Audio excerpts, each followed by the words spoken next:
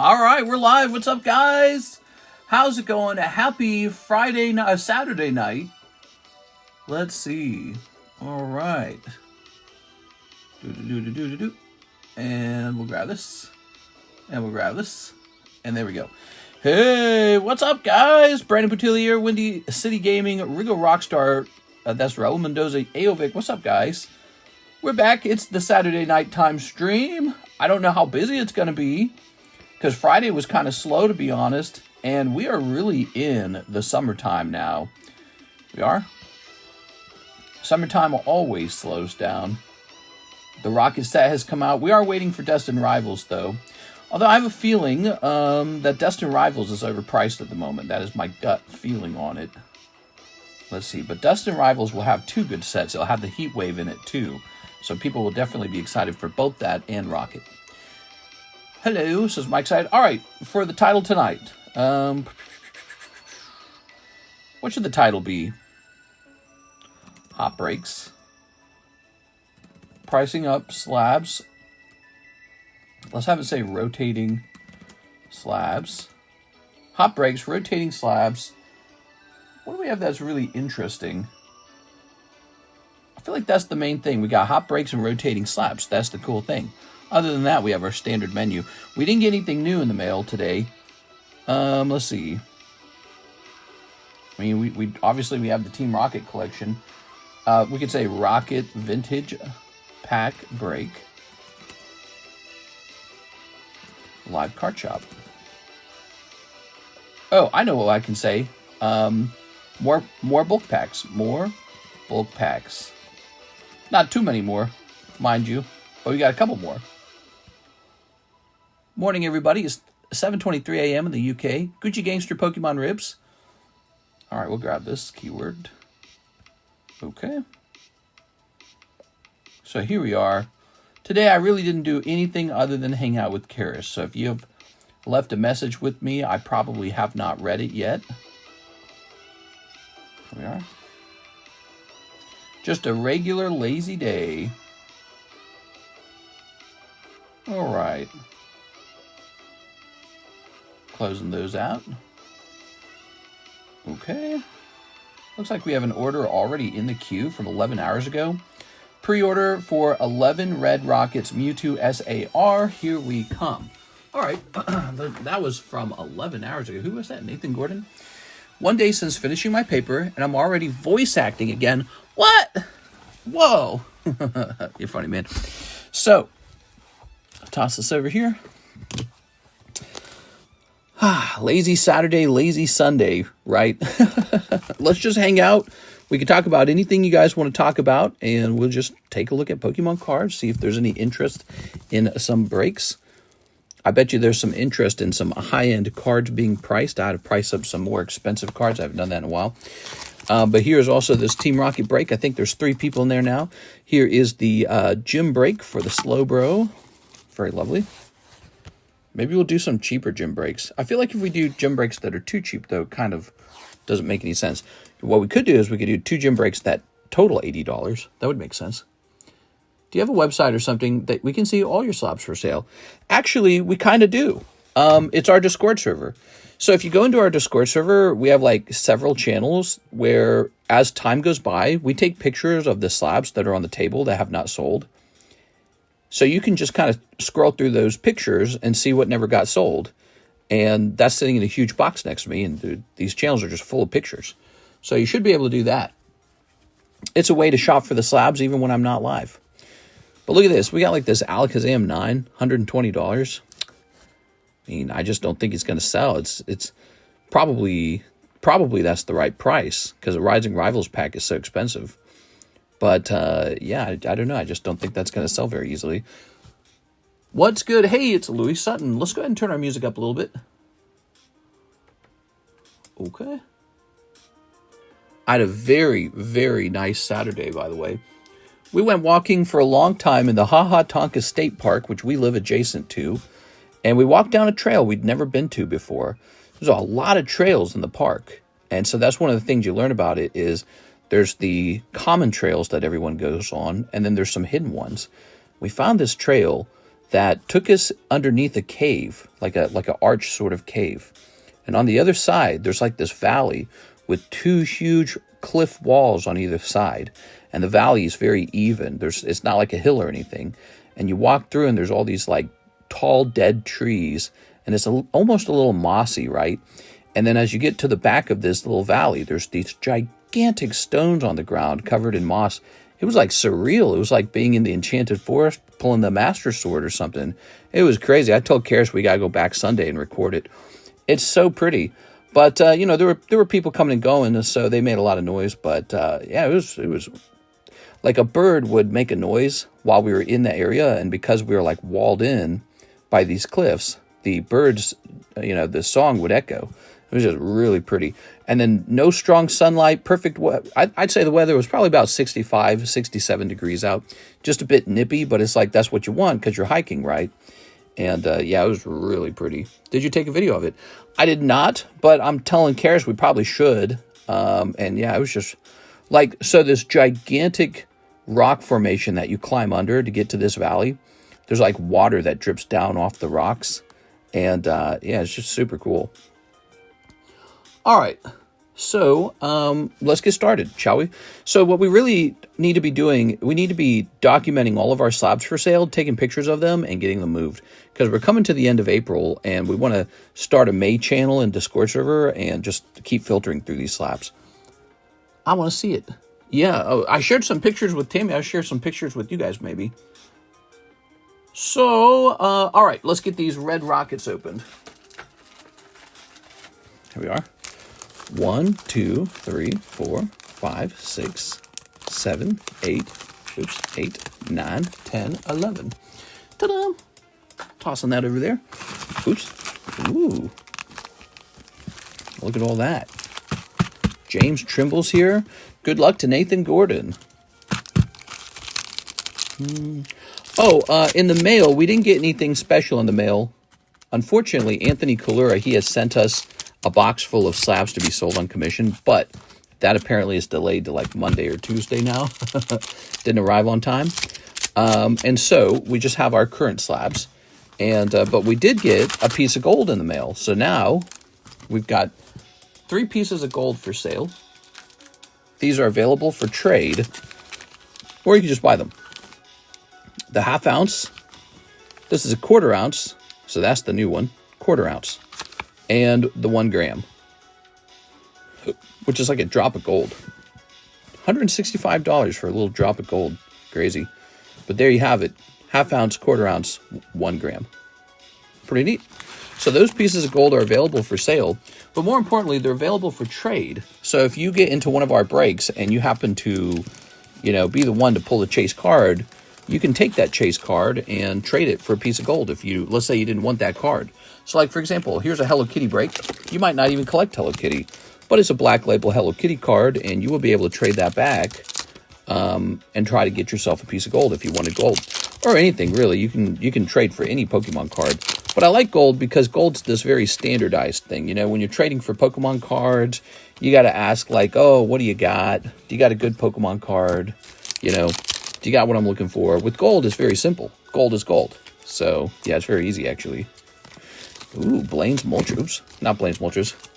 Rocket's Moltres. Happy Saturday. Thanks. Revenge of the Sith truly is a masterclass of filmmaking. Oh, it was a good movie. It is. I always thought it was the best.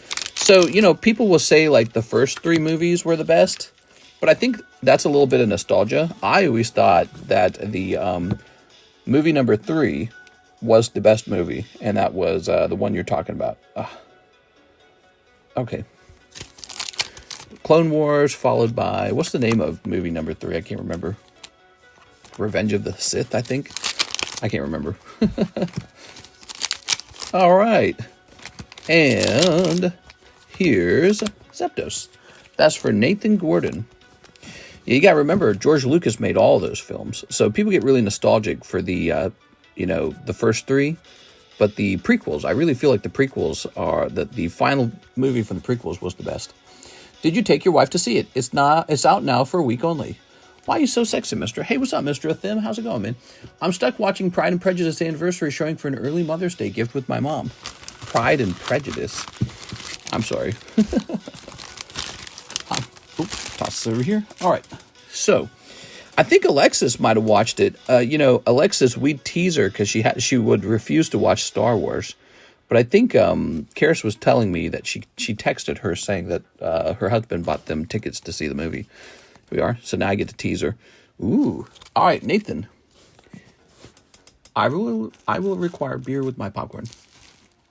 We got all these thin bags, dude. Look at all these thin bags. Do we have a thin box? That'd be nice. I don't think we do. So, guys, we have a couple of those bulk packs again. They suck. They're full of cards that are meant for the Pokepot. We have 1, 2, 3, 4, 5, 6, 7 total. These are $4, and they give you 10 rolls in the Pokepot if that's what you'd like to do with them. Man, you got a lot of cards here at them. Let's see. Do we got a box for you? Here's a box. And we'll grab these stickers. All right. How you guys doing tonight? Okay. All right. Toss them there. Oop. So this will be them.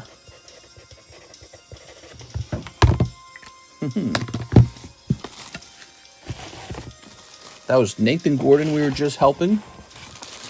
Whoa. Dang, dude, you do got a lot. Tyler Franson's here. Tyler's been pretty busy lately. What's up, Tyler? Okay, so let's go find Nathan Gordon's bag. Oh, look at these dice. I get these dice. I get these from the ETBs. Should I sell those? People cheered when the younglings get slaughtered. Yeah, that's messed up. Here it is.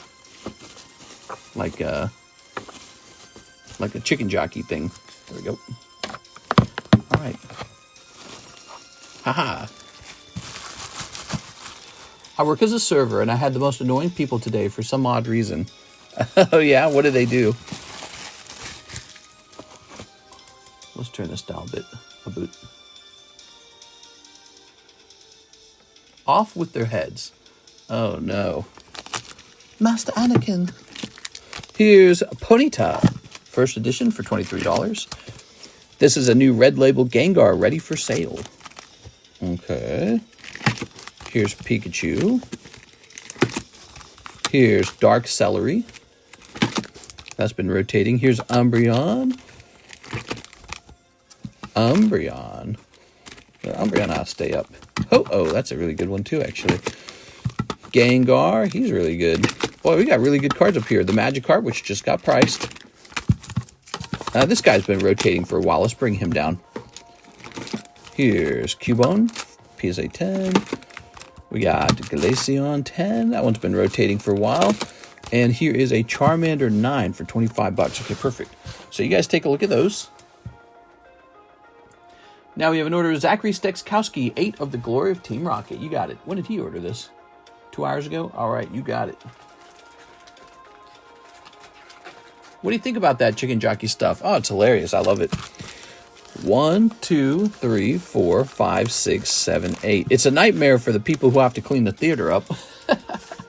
But, you know, being able to watch a movie like you're at a movie concert or, you know, like in a mosh pit or something like that, it's not such a bad thing, is it? Because movie theaters, I think, are having trouble staying relevant as an experience when people have big screen TVs that cost $200 and everything can be streamed at home now. It's really hard to find a reason to go out to the movie theaters. And the chicken jockey thing kind of proved that movie theaters are a social experience. That's what they are. That's the defining aspect of them now. They're a social experience. And yeah, I think that they just have to have a system for being able to clean the movie theater out very quickly. Like if I was a movie theater, I would tell everyone, yeah, please come over here and have your social experience in our movie theater because we want you to do that. We want you to come back and do it again later too. But you'd have to have some sort of very, very efficient system for cleaning up a messed up movie theater. But yeah, you know, you had people like pulling the fire alarms, bringing a chicken in. It was really funny. But part of it is not about the movie theaters. Part of it is just the success of the actual Minecraft movie. So you won't see that success repeated all the time. Ooh, Eradicate. Okay, so it's a big win for Jack Black. It's a big win for the other guy who was wearing the pink shirt. Because I believe he was the producer of it, wasn't he? It is. And there's probably going to be a Minecraft too. That AMC commercial that was memed to death was actually spot on for why movie theaters remain. Here's a cold one. Working food is terrible sometimes. Hungry people are pretty rude. Yeah, yes, for sure, man. It is. Here's Persian. Ooh. You go home covered in soda. You want that, mister? I'll survive if I get covered in soda one time. It's a, you know, I bet you it's an experience you won't get that often in life. You know? And, you know, that's what it's all about, having some good experiences. So the people were just not understanding that we're all an all-you-can-eat styled restaurant, and they didn't like the ordering system, even though it's specifically designed for all-you-can-eat dining. Oh, people getting frustrated while they're at the restaurant. So that's for our friend Zachary Stekskowski. You got 2 ARs. You didn't pull the SR, but you got 2 ARs. But the problem is, one of them's Zamazenta. Yeah, like Zamazenta and Clay and Pearl and Kangaskhan and Typhlosion and all these non-rocket ARs. It's really disappointing. I wish all of the ARs had been rocket cards. There we go. They did good on the hollows, but yeah, the ARs are important.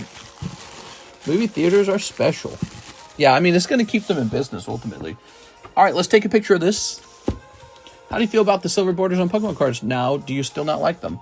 No, actually, I was never against them. Yeah, I never disliked them. I thought they were fine. But I do have nostalgia for the yellow borders.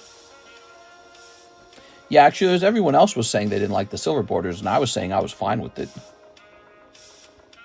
Okay, All Slabs April. Be sure to scroll through the All Slabs April channel sometimes if you want to go shopping for a slab, guys. Okay. That's a blue one, so we're going to put that in the blue box. All right. Toss this in here. I just watched a video on fake PSA slabs and cards. Scary how real the fakes are getting. Oh, for sure, man. Yeah, it's a big deal. They're going to have to invent new technologies all the time to keep up with the counterfeiters. The counterfeiters suck, man. Those are criminals. They should be caught by the FBI and sent to jail for a long time. Yeah. Anyone in that business should be going to jail. But in another way, they sort of keep PSA in business because PSA exists precisely because of the problem of counterfeiters. There we go. If nobody ever counterfeited cards, you might not actually need PSA. All right. Chris Energy Drinks, they always give me the rumbles. Oh, you got a stomach ache? Yeah, you better not be drinking too much of that too fast. You don't have any Sneaker Bunko Volume 1, right? I see it in the description, but no price. You know, it's crazy. I totally have Sneaker Bunko Volume 1. Let me go see what a case cost would be on one of those. I've got an open case that I'm opening for myself in order to always have Sneaker Bunko cards to grade. And then I have a second case that's sealed. I literally have 2 cases of Sneaker Bunko Volume 1. All right. 2 cases, not 1, but 2. Because the one that's open, I haven't even done that much to it. I was a fan of that set. Very lewd. One of the most lewd sets I'd ever seen. And no, I don't see one for sale. Oh, this is an interesting thing, though. We get to see the price of a Sneaker Bunko Volume 2 case. All right, so we are going to continue to leave those sealed because I don't see one for sale to replace it. Excuse me. All right, I'll just put that away. What's All Slabs April? That's the name of the channel that's most recent that has all the pictures of the slabs in it. Yeah, I'd be checking there for slabs. Okay, we have a Rigoberto Gil order. 1 spot in the Team Rocket Pack break spot. Thank you, mister. Yeah, we got a new Rocket Pack break going. He's going to be spot number 4 filling up in here. It's moving pretty fast. I'm a little scared how many lewds I'll find in the bulk box, but I'm prepared to meet my fate. Lewds. I don't think you'll find too much of that, actually. Rigo Gil. Oops, I put 2 L's. It's supposed to be 1 L.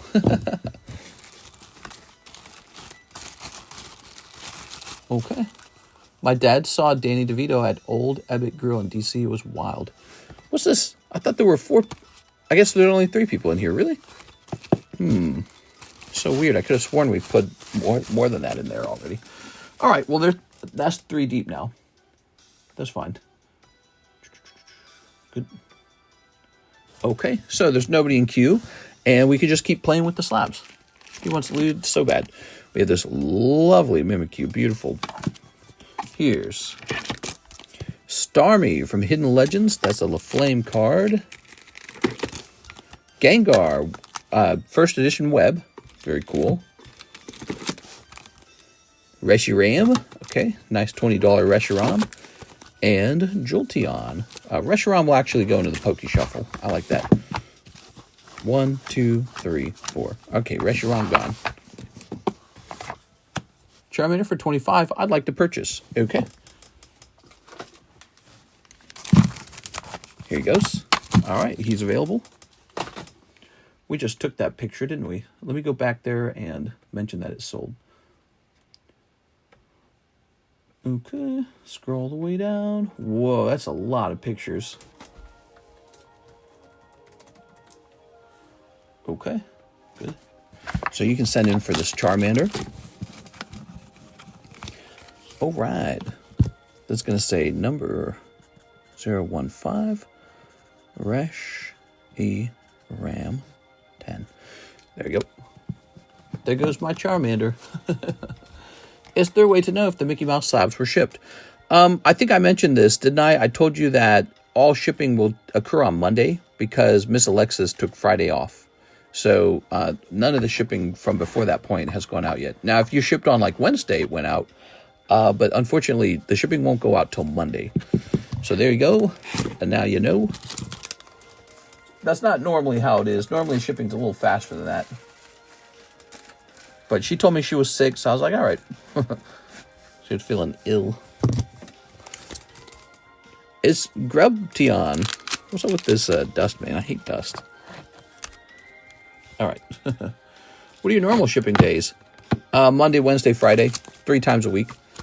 And so she comes in and she gets all that shipping done. And it goes out the next day, actually. It goes out Tuesday, Thursday, Saturday. And but she wasn't in Friday, so we miss a day. And so Monday's the soonest day she'll be back in. So I apologize. Slight delay. Not a very common thing, but it's happening this week. Oh, I didn't know. Here we are. Here is the Gengar 9. That's an interesting card. It's actually 2 cards. 2 cards. Here's Pikachu Joker. That one needs to stay up on the table. I like that one a lot. Here's Galarian Moltres. And here is German Ho-Oh.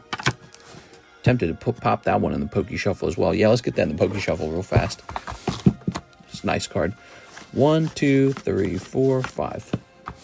Can I enter the Poke Pot? Heck yeah, dude. So you'd like to take a card out of your bag and put it in the Poke Pot. Anyone can do that. We even sell bulk booster packs now that guarantee 10 rolls in the Poke Pot. Those cost $4 per pack. They're just junk cards. Amoonguss was pretty good, but we're going to use Scoop Up Cyclone because that one's actually allowed. That's a roll in the Poke Pot. Scoop Up Cyclone. Any bulk booster packs available? Yeah, I was mentioning that earlier, but you might not have been here yet. We got a couple more of them. They're the exact same idea. They're pretty much just junk that would go into the Poke Pot. These are $4 each. If you want to just spend them, you can just roll 10 times in the Poke Pot. 1, 2, 3, 4, 5, 6, 7. I got 7 of those. All right, so this is for Mr. Yolen real fast. Use my credit on it and roll 10. Okay, so that's 4, 5, 1, and 1. And so what's the name on that credit? It's going to say 284. Moltres 9. Why do you say junk? Makes the Poke Pot seem less appealing. It is junk. Yeah, the Poke Pot's mostly just junk cards. It's not a fancy thing at all. It's meant to be junk. Oh, this goes over here. Kind of losing my mind there. Occasionally, a cool card does get into the Poke Pot just because somebody donates it. You want to see Palvong? Okay, Mr. Palvong, we'll do that for you. So check it out. So this is what the Poke Pot looks like.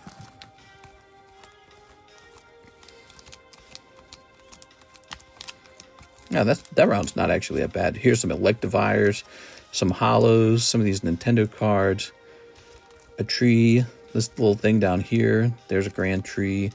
Here's a little Poke card. Here's some just some Hollows. Yeah, here's a simple non-hollow promo. Here's some Korean lamps. So yeah, it's generally nothing valuable goes in here unless somebody intentionally puts that in. Okay, makes sense then. Thank you. Yeah, it's meant to be a bit of fun. I think of it like this. It's a way to interact with the channel with your junk cards. So you take your junk cards and you have a little fun spin on the channel. That's all it is. Nothing crazy. Speaking of which, you had tried to buy one previously. Perfect. So then we got one for you right here. Now you get a chance to see what you got in the baggie too, in case you want to keep something. So you got a Pokemon Go promo, a Holo Energy card from the Classic Collection, Chansey, Gloom, Bellybolt, Magearna, this guy, this guy, this guy, and this guy. So there you have it. Okay. So he gets 10 rolls now. Good luck. No rolls. 1, 2,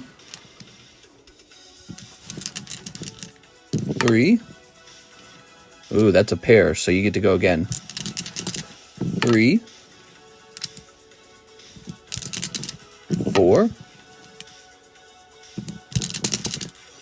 5. 3, 4, 5, 6 is a straight, so you get to go again. 5. Oh, you did it again. Wow. 5. Okay. 6. 7. 8. 9. 10.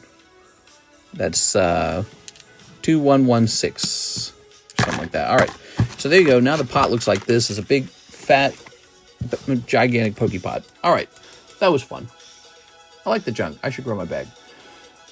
So we got an order over here from our friend Andrew Hyatt. He says, hey, mister, 50 to my slab away. You got it. Slab away time. Yeah, rolling dice on like some junk cards is just a nice way to pass time. Okay, this should be $295 remaining.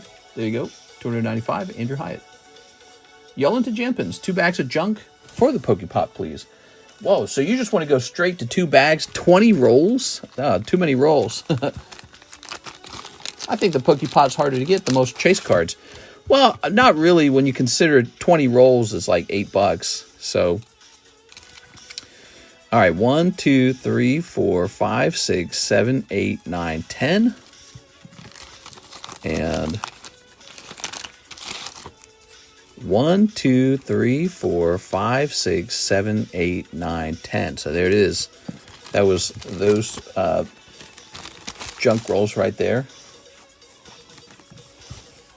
Well, this box won't be big enough.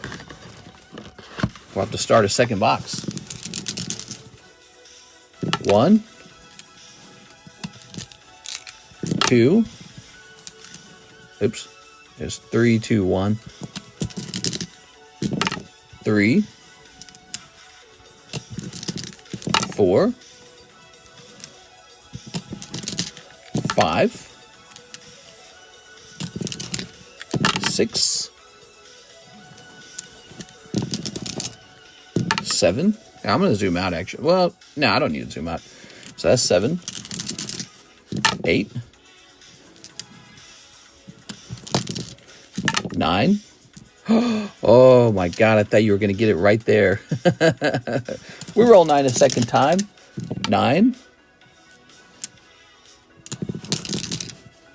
10. So there's 10. 3 of a kind again. Oh my God. Reroll on 10. Man, he's getting close, man. 11. 12. Oh my gosh, so close, man. 13. 14. 15. 16. 17. 18. Oh, man. You got to re-roll 18. 18. Oh, my God. So close, dude. Got to re-roll 18 again. 18. Oh, my God, dude. He's getting so close every time. 18. 19. And 20. All right, that was really time consuming. There it is. All right, 20. So that's 20, and the Pokepot's looking like freaking crazy, dude. That's a fat Pokepot. All right, but you know, if people keep missing, it just gets crazier and crazier. So the Pokepot's very time consuming, something to think about. You know, for $8, that took a while. $8 should take like a half second. Christine Andrews, hey, can I get 3 junk packs and keep it in my bag? Yeah, so that's it. I think they're almost sold out. Oh, nope, there's 1 pack left after that. So the junk packs are popular. Christine just wants to keep them. So you got a 1, 2, 3, 4, 5, 6, 7, 8, 9, 10. Okay, so those cards were $4. They could be anything. They might not be Pokemon at all. 1, 2, 3, 4, 5, 6, 7, 8, 9, 10. The bird was Japanese. Pretty soon, this will be exclusively a Pokepot stream. Probably not. Okay, we got 1, 2, 3, 4, 5. This whole fat packet is 6, 7, 8, 9, 10. All right, there you have it, Christine Andrews. So yeah, for like $12, your bag's pretty fat now. Pretty interesting. But it's not like chase cards necessarily, but they might be worth more than $4. So that's what's interesting about it. Here you go.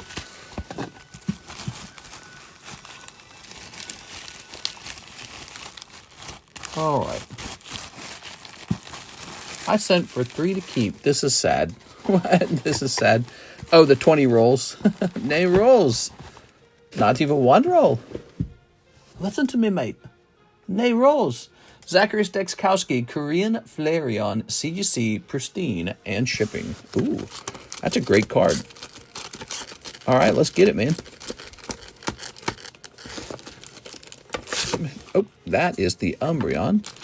Where'd the Flareon go? He's not in the channel, is he? Is he on the table or is he in the channel? Mister, I'm going to die alone. That's not true. But maybe you mean something more specific. Maybe you're concerned you might die without having, like a partner or something. Let's see. That's a concern a lot of people go through, so you're not alone when it comes to being concerned about that. Here it is. It was in the channel. All right. Even people who have been married a long time sometimes die alone. For example, their spouse might die first, or they might get divorced much later in life. So, like, you know, Karis and I have been together a long time, but who knows? Maybe we get broken up over something. Who knows? It could be people get bored of each other, or it could be, anything. Maybe you never get into a relationship. Maybe you never get married. Anything can happen. So it's really important to be okay being on your own and just accept that that's part of life. Now, ideally, when you're getting old and ready to die, your spouse outlives you and they take care of you like a free nurse. But, you know, again, that's just not how it works for everybody. Okay, that's an Anthony Kalura slab. Let's go ahead and do some math and give him a payment. Okay. Mr. Knows Our Fates. He's the Bear Witch from Brave. Yeah, I'm tossing the spices in the fire right now to read your fates. 36 plus 25, what's that? 60? 61? 61. All right. Okay, taking up to 61. And let's put your name on the back. I've never been in a relationship, mister. Okay. Yeah, well, you're in a card shop, so you might actually be surprised to learn that there's other people in here that have the same thing going on in life. Maybe they're single for a long time. I personally know a guy in life right now who's never been in a girlfriend-boyfriend relationship. are. Somebody like that, I think, typically has a lot of anxiety, a lot of social anxiety that kind of keeps them out of the game. Dating's kind of a game, you know. If you think of it like a game, it gets easier. It's like a game. I've always loved games, so I think I did okay myself because I love playing games. And so if you just gamify it, you realize I got to do this, that, and this, like A, B, and C, like go do it. So when I have to do something like that, I just gamify it in my mind. You need to work out, have a good paying job, and then talk to lots of people and ask them to date you. Those are the 3 steps. You know what I mean? So go get those things done, and then as soon as they're done, you're going to have success. All right. But you have to do them. It's like that Nike slogan, do it. You can't just think about it, which is a very common mistake, I think, for people who are more on the sensitive side. Maybe more sensitive, they like to think, but they don't like to do, because that is very easy to think. Some people are more in their heads, you know, like I think I am actually. I think I'm in my head a lot. But I'm lucky because maybe it was my rough childhood or not. I don't know if it was, but I get out and I do stuff too. I do like to take risks. I'm a risk-taking person. All right, there we go. Hey, mister, how much store credit do I have for my commission slab? So you got a little bit. Let me take a quick look. Yolan, you are up to $164. What do you think of that? That was pretty cool. Pretty easy. Okay. But you know, there's people who get into relationships and then they go through the heart attack of breaking up with somebody. Maybe they have maybe it's a bad breakup too. Maybe they have kids and a dog and they got to split the dog in half. Yeah, I mean, so, you know, on the bright side, you're not dealing with any bad relationships. So that's, you know, you can count your blessings sometimes. Like, I'm not dealing with any major problems caused by a relationship, because relationships can be much harder than just being single. Sometimes being single is easier. Can I get the last junk bag and 2 electric breaker? Yes, you can. Here it is, the last junk bag. All right, the junk bags are sold out again. And it is 1, 2, 3, 4, 5, 6, 7, 8, 9, 10. This one was truly junky if you don't care for the MetaZoo Hello Kitty set. Let's see. Your bag's over here. Split the dog in half. Oh yeah, it's like a quote from the Bible, the King Solomon, where it was 2 people fighting over a baby. Was it a baby, or was it an animal? And then the king wisely said, cut the animal in half. I think it was a baby. He said, cut the baby in half and give each side half of the baby. And the antagonist quickly said, okay, I accept the terms. And the good guy said, no, let the other guy have the baby. I don't want it cut in half. And then the king said, all right, so give the baby to the person who didn't want to cut it in half.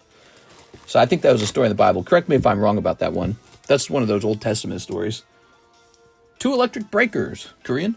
Yes, Korean. You got it. It was a baby? Yeah. Here we are. All right. He was such a wise king. Cut the baby in half. That sounds like it'd be an eccentric king to me. I saw a dude donate $3,000 to a female streamer. Wild, man. Wow. I'd have to sell so many cards to reach that same amount in profits after taxes is removed and everything, and you know, like sales taxes. Some streamer with a nice body just goes, "Hey, baby, I'll say your name if you send me $3,000." I got to get into that business. That's a pretty good business. But you know, you can't dwell on those things too much. If you dwell on it, it'll make you bitter. We are. All right. But you know that guy, what he should have done with that $3,000? Let me tell you what he should have done. He should have bought some Pokemon cards. People who spend that money on Pokemon cards don't regret it as much later. You know, that guy's going to wake up from his give all my money to a streamer stupor, and he's going to go, oh my gosh, what have I done? Christine. Very nice. Oh, that's not Christine. Wait, did we keep your bag out? We kept your bag out. Is that what I did? Yeah, here it is. All right. Can you put $100 towards slab away? The rest will be paid on the 1st or 2nd of May. No problem, man. All right. How'd that work out, Mr. Yellen? Did you like that? You still technically have some slabs over here. They haven't sold yet. All right. And if you want them to sell faster, tell me to lower the price, by the way. You can tell me you want the price lower.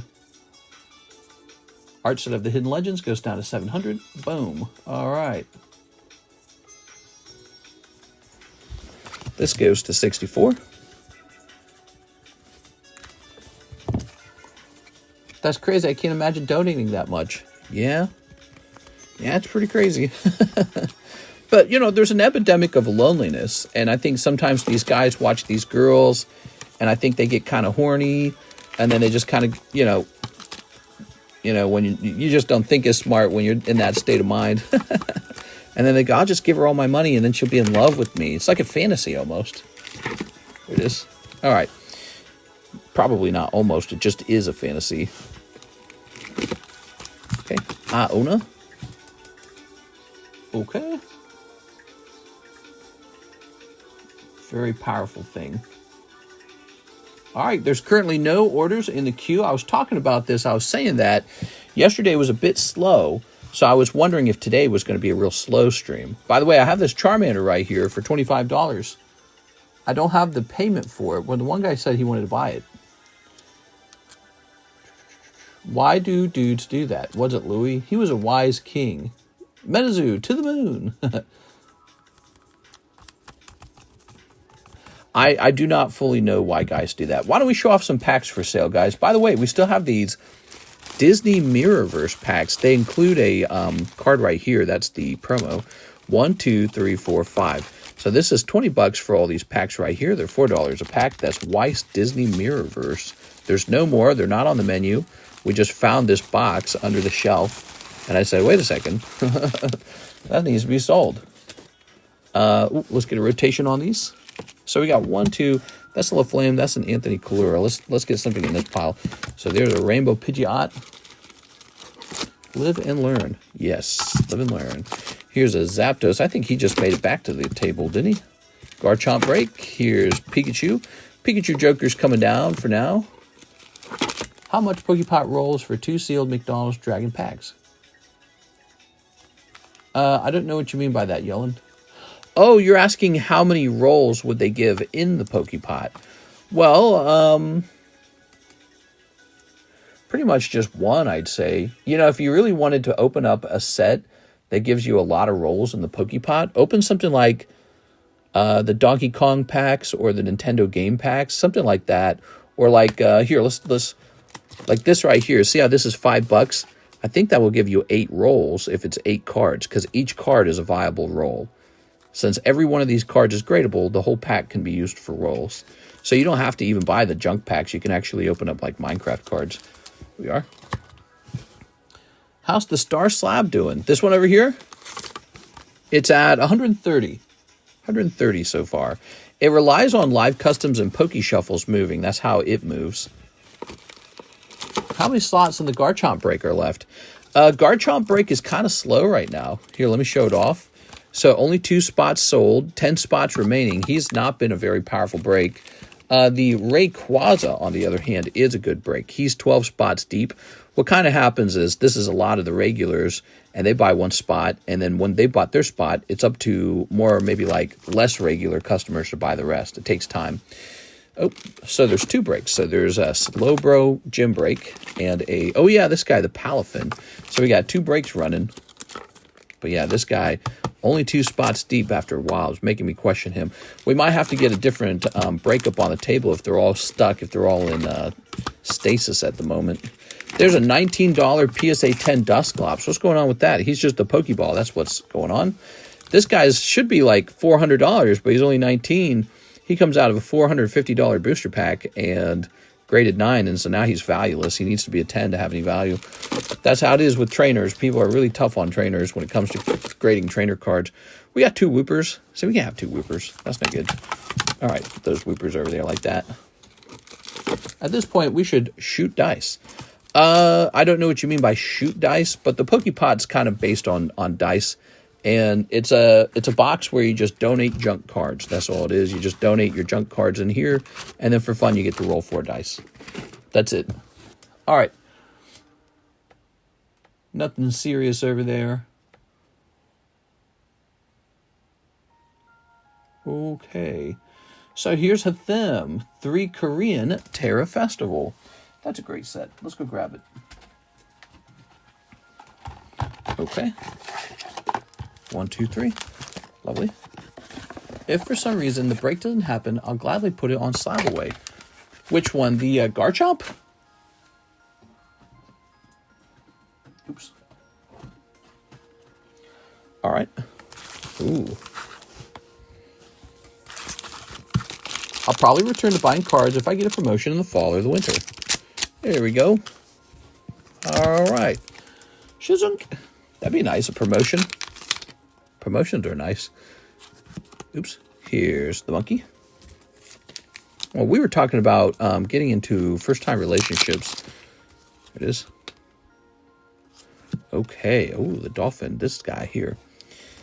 All right. Very nice. And here's the Palafin. I think it's a very important process to be able to eventually get into a relationship.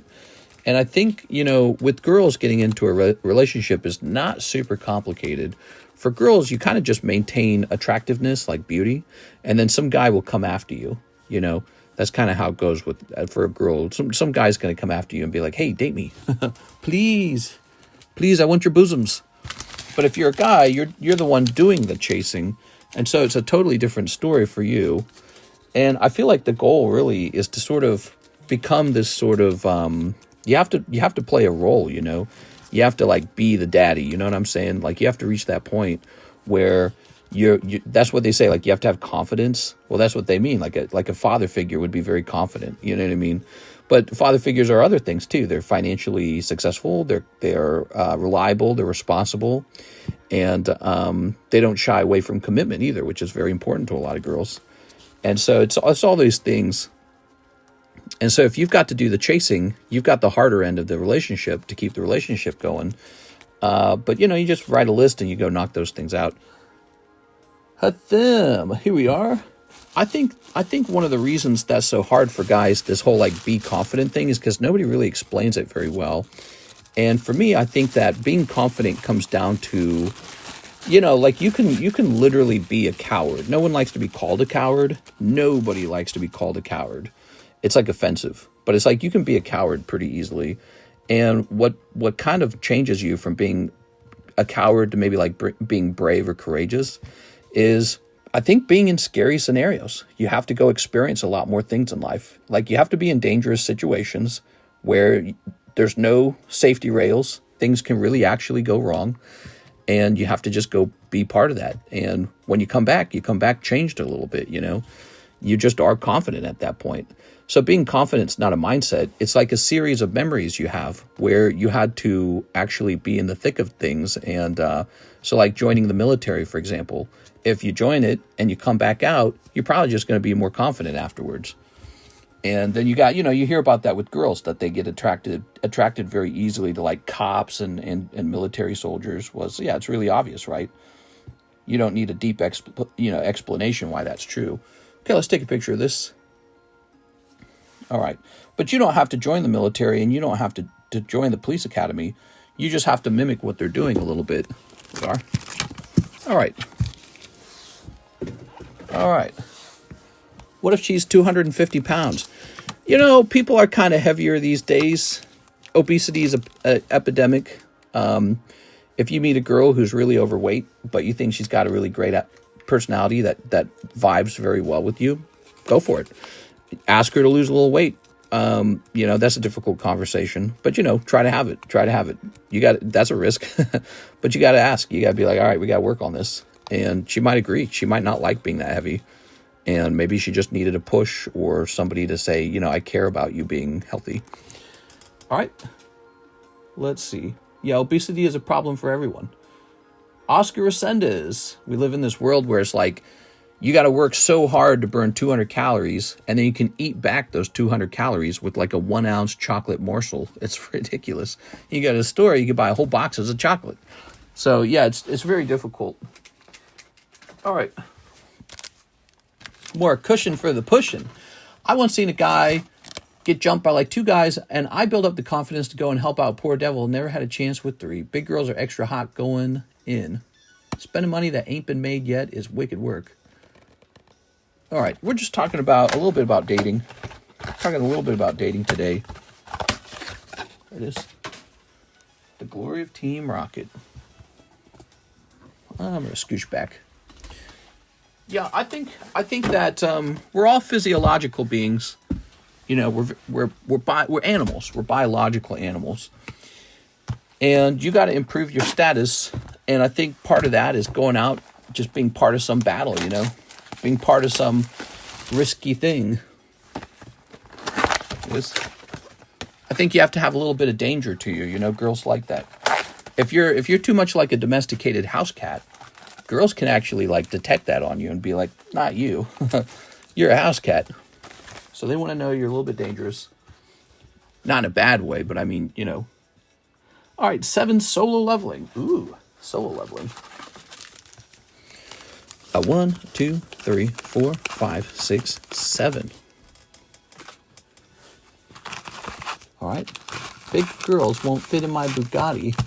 Give this poor man a like. Oh, no, dude. All right. Okay. But yeah, look at yourself in the mirror and ask yourself, am I a father figure? And if the answer is no, you probably just won't have a very good chance with most girls. I think that's what it comes down to. And so you have to rapidly head toward being more like that. Okay. Okay. And I think that works the other way too, with girls. Girls who have an agreeable nature, they're nice, they're kind, they're nurturing. They're healthy looking, which by the way would suggest, okay, she's going to be able to have children. All that attracts a man to you. So, you know, she is, in other words, she's like a would-be mother. And those are those biological realities. Ooh, look at that Mewtwo. All right. Here's Wobba Fett. Where would you recommend buying authentic PSA slabs? I'm scared to buy a fake one on eBay. Well, eBay is not a bad place to shop for them because eBay does the authentication guarantee.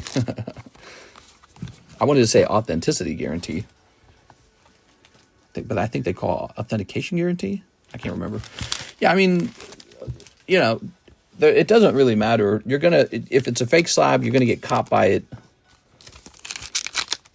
You just gotta accept the risk. Part of being part of the hobby is that you might get caught buying the wrong slab. I almost did with the Southern Island Mew. Remember that? But that story turned out in my favor, so I'm okay. Here's Sungjin Woo. Thick thighs save lives. There's this dude named Mystery. He has authentic PSA slabs. All right. Ta-da. What do you guys think the challenges of modern day dating is? There we are. Ooh. Here's Bake Uning. I'm like from an older generation. I was raised Catholic. I was raised with like a belief that, you know, you find a girl, you marry her, you stay with her for life, and you have babies, that kind of stuff, right? Yo. All right. Nothing crazy popping out of there, though, Mr. Oscar. I think times have probably very strongly changed in that regard. I think people kind of just want to flit about, you know, from partner to partner, have a bit of sexual fun, and then never really settle down at all. Mistress, the type to eat sardines off of Quip. No, she would never allow that. She'd be like, get these off me. Oscar Resendez. He doesn't have the slab that I want. Infidelity. There it is. Yeah, definitely a time in history where infidelity is higher than ever. But I don't think that's as much of a problem for long-term relationships. I'm talking about modern dating for like people who have, maybe they're having their first girlfriend or first boyfriend or second girlfriend or second boyfriend. You know, they're just starting out. Okay, let's take a picture of this. My girlfriend hates fish. It's not hard if you just want to be yourself and don't be cocky. He has literally everything. I definitely have a good collection, but the thing is, it's not always for sale. All right. Take a picture of this. Okay, these slabs are coming down.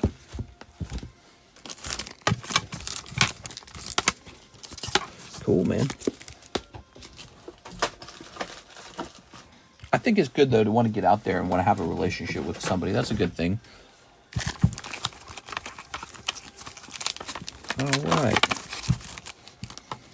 So we got this Hello Kitty in a glass for $120, $25. We're going to lower that. Unrealistic Expectations, says G. Sama. Okay. Yeah, actually, that's an interesting thing. Yeah, maybe there are some unrealistic expectations going on these days. You know, you have everything from social media, adult content, and Hollywood celebrities, which was kind of a modern invention. If you think about it, celebrities were a modern invention. Hello Kitty Weiss.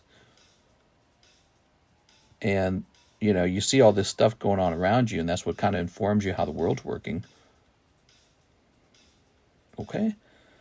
So, holy dude.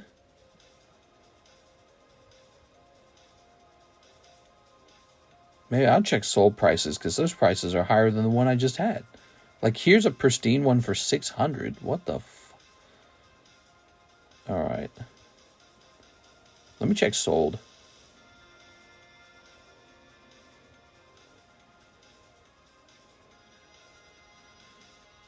Yeah, here's a Hello Kitty. Saw on March 2nd, 125. 188. I don't know. I'm going to put this at 90. I want to see these sell. Hello, everyone, says Girthy Cucumber. What's up, Girthy Cucumber? I feel like, you know what I think the biggest problem of all is all of the negative feelings about marriage right now. Everyone's being told not to get married. And so if that's what society's telling you and you actually listen to society, what's the alternative to getting married? Well, just sort of flitting about, not really settling down with anyone ever. It's a nice king draw. Here's Vlupix. That's lovely. That's already priced at 125. That's probably accurate because I feel like this was priced very recently. Same here. This says 325 on it, and this is one of the Pichus. Yeah, if society's telling you, warning you about the horrors of marriage, how are you supposed to settle down ever? Because you're gonna be like, I guess I'm gonna be a weirdo and settle down. No one else is. Everyone else is screaming not to. This is gonna say Jim Japanese full picks. Don't do it. It's the worst mistake you'll ever make. All right, let's see. There's a PSA 9. Here's one for $200, which is much more expensive than $125. What do we have? We have, okay, it looks like it's sold back in February. It sold for $100, and now there's one for sale for $200. I think $125 is basically the perfect price. So we've a happy medium. I'm trading in all my Beckett slabs. Okay, sounds good. I'll be available to accept those trades. Yes. We can negotiate them. You know, it's better to do that after you know the grade, though, because if you get like a black label, you're going to get a better trade deal, right? So do it after the grades are handed out. All right, thank you, Oscar Resendez, for that order. Now we've got an order from... Well, we're going to hit this. Click. Morals have changed. Yeah, morals have definitely changed over the time. Hathim, another 3 Korean Terror Festival. Yes. So, here you go. 1, 2, 3. All right.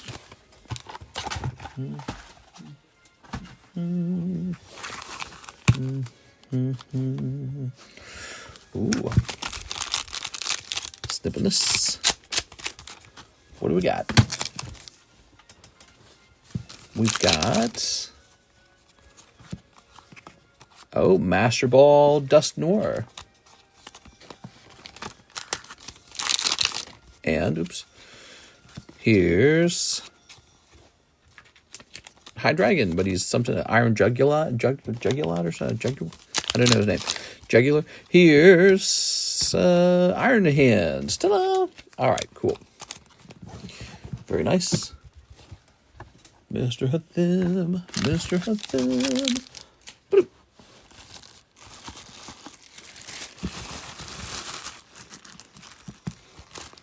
Okay. Okay. Turn this music up a little bit. How's your Saturday, everybody? Welcome to the Saturday late night stream. It's 2:25 a.m. in the morning for me.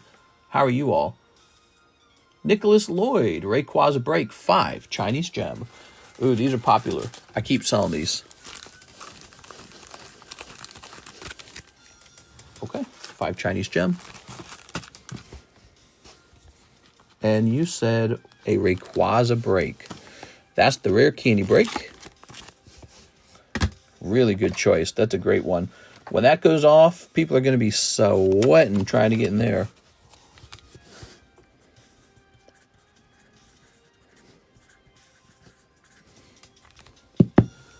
Mister, never forget me. I'll never forget you, man. Here we are. Let's see. Ugh. All right. Where is it?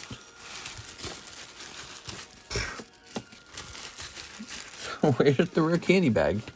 Hold on, let me grab this. Hey, it's not in there. Would I move the bags around? That's only some of the bags. Where'd the rest of the bags go? Oh my God, great. I don't know where the bags are. If they're not there, they should just be sitting. Oh, wait a second. Didn't I remove a box from the table? I did. I removed the Karutas. I took them off the menu, so it's in the Karutas, I bet you. There's Tops. Tops was on the shelf. Where was the Karutas? Sorry about this, guys. I unwittingly moved it all. Where would I put the Karutas at? Oh, this is so annoying. The Pokepot is sitting where the Karutas used to be. Oh my God. So if I put the Tops here, the Karutas should be right next to the Tops. Oh, there they are. I found them. All right, perfect. Got it. And there it is. There's the missing bag. We got it. All right, here it is. Haha. Joe Biden moment. Not really. It's just that there's too much stuff in the room. So 1, 2, 3, 4, 5, 6, 7, 8, 9, 10, 11, 12, 13. Haha. Very nice. I'd like to meet you one day. Take you out to eat. Free? Free food? We are. Number 13. All right. Very nice. Mister been hitting the Pokepot hard tonight and forgetting things. Little wine and dine moment. Free food for you and Karis. What? Go ahead and snip this. All right. Yeah. There we go. We live out in the middle of nowhere. It kind of sucks. It's harder to meet people. Ready? Here's the cat Spigatito. How many spots left? So if we're up to 13, 35 minus 13, which is what, 22? 22 spots remain. He's a big break. He's a big one. But it'll end faster than you think, especially when there's 1/3 left. Okay. Fui Coco, Master Ball, Burb. The Burb. All right. Okay. Ooh, Master Ball, Sprigatito. Nice. And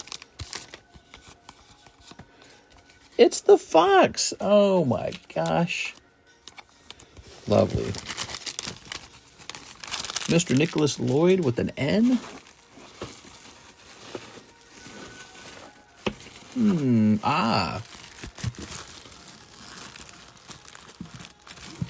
Okay. Popping that open. What do we got here? We've got Palkia for $120. Here's Sliveon. Geodude just hit the table again. That's Expedition Geodude 10 for Alligator. When are the new gem packs coming up? Aren't they the new Eevee ones? Yeah, I guess actually I haven't secured any of those. I haven't purchased any. Once again, it comes down to questions about import fees. I don't know what to do about that. All right, let's see.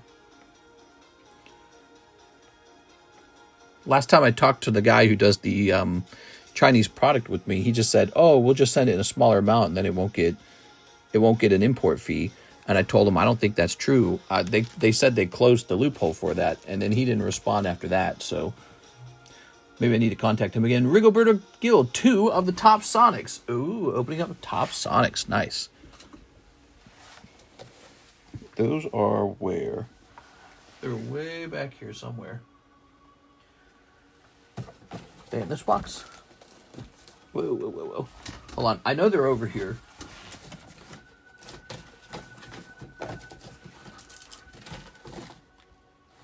That box has the Minecraft in it. This box. Are they on the side? Well, which box are they in? You're in one of these boxes here. Nobody's ordered any Sonic in a while, so it's probably buried.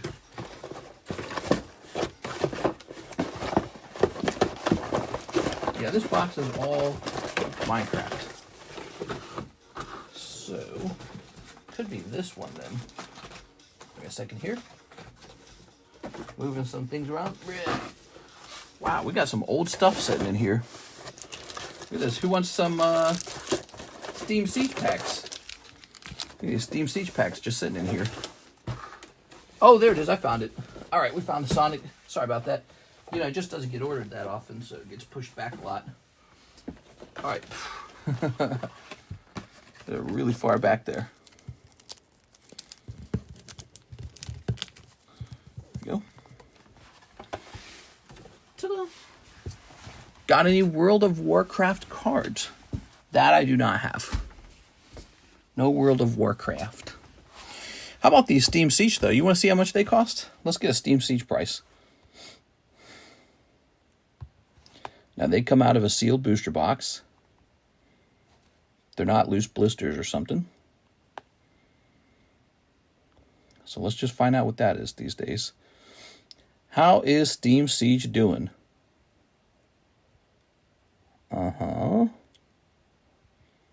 Pretty good. Steam Siege is doing pretty good.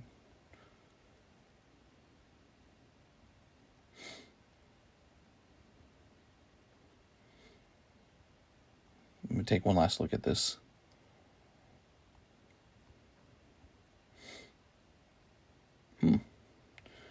Okay.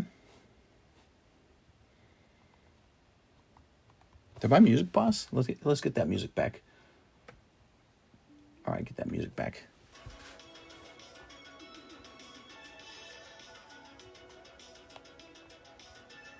About $24 a pack. So you might be interested in opening up our Steam Siege packs. We got 3 of them for sale, just 3, and they're $24 a pack.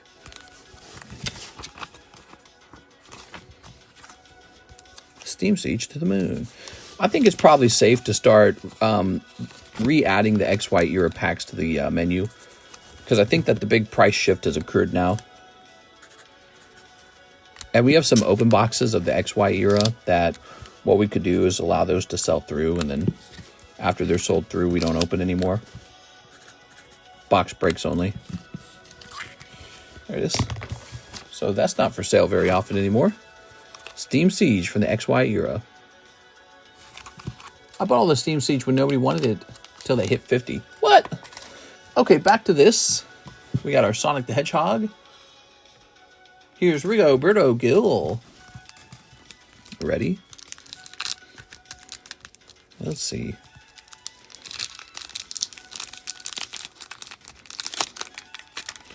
Nice. Okay.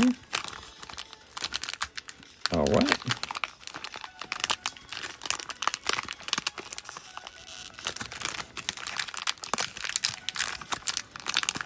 Ugh. All right, so these are the special pulls right here. I'm investing heavy on XY right now. Yeah? Sounds good, man. Here's Sonic. Ooh, he's pointing up. Well, you know, the new game's probably going to have those XY Mega Evolutions in it. So I think everyone's very interested in XY right now. It's kind of perfect timing because XY era is kind of going through what the black and white era did when it went up in price.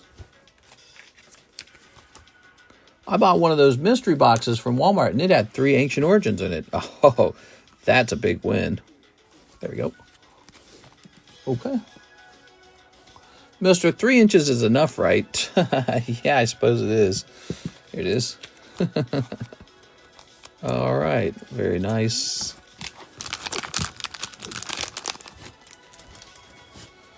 Ready? You must be talking about... Ugh. Your 3-inch wide credit card. There you are. And how it's loaded up and ready to... There you go. Take your girl out on hot dates. That's all the scalpers left, and I came out winning. Ha! Have you heard about the Magic the Gathering SpongeBob set? Yes, we have some of that on the way, actually. Okay, here we are. No hollows in these packs, but you're going to get some really lovely artworks. Mr. Rigoberto Gil. Here's this. Ooh. Okay. Ha, ha, ha. Ha, ha, ha, ha, ha. Crazy. Eggman's crazy. By the way, these are on the menu. These are $20 a pack. You have a small chance for a holo to pop out. These are from the 1990s, early 1990s. Topps Sonic. They're on the menu because I think that they're a considerably cool card to be opening. And if you don't have any in your bag, you can add some to your bag pretty quickly. If you pull a crazy pull, we'll clip it.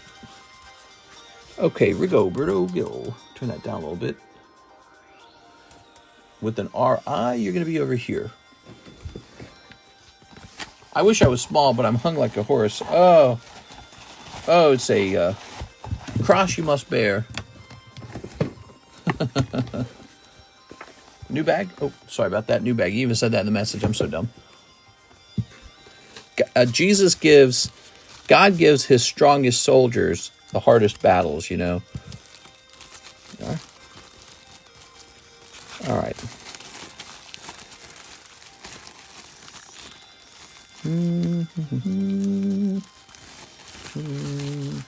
Car drives into crowd in Vancouver, Canada. Just now? Or like earlier today? Welcome back, Rigoberto Gil.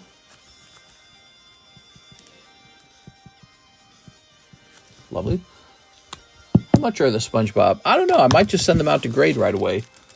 And then when they get back, we might price them. The next job I apply, I'm going to put you in as a reference, okay? Just tell them how much of a good person I am. Oh, yeah? Isn't that some kind of fraud, though? I bet that's some kind of fraud, man. It is.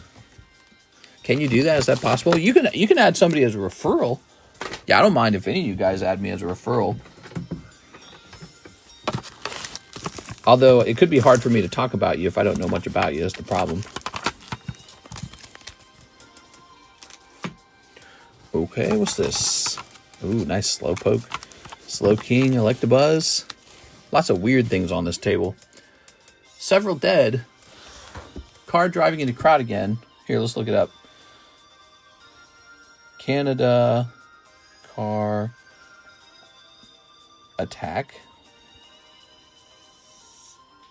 2 hours ago. Several killed after car rams in a crowd at Vancouver Street Festival. You can't have anything good anymore. You know, a long time ago, I made a prediction that the world would become less politically stable and there would be this great increase in these political attacks, mass shootings and such. And so that was one of the reasons why I wanted to get away from the city of St. Louis and away from the city that moved out here to Lake of the Ozarks. But it's kind of funny because I've lived out here for, like 4 or 5 years now, and I kind of miss the city because there's things to do in the city. But you definitely do not worry about getting shot and killed or ran over. Several people have been killed and multiple others were injured in Vancouver after a vehicle drove into a crowd at a Filipino, oh, that's sad. I have a Filipino grandmother, street festival in the western Canadian city.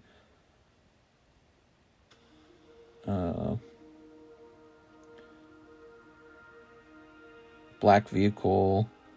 Now we know the race of the vehicle. I'm just kidding.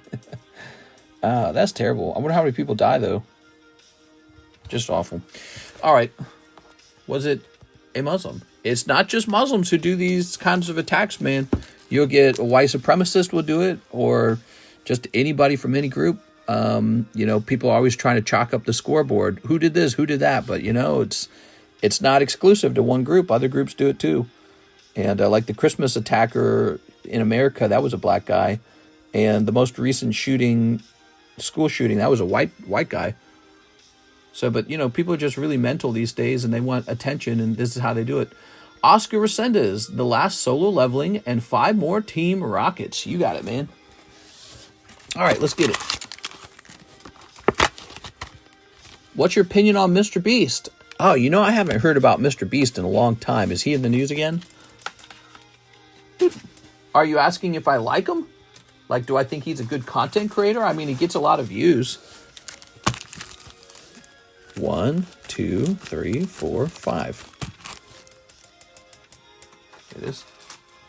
I know he had that whole controversy with the guy he went around with who, you know, over time became trans, and then he was like accused of stuff.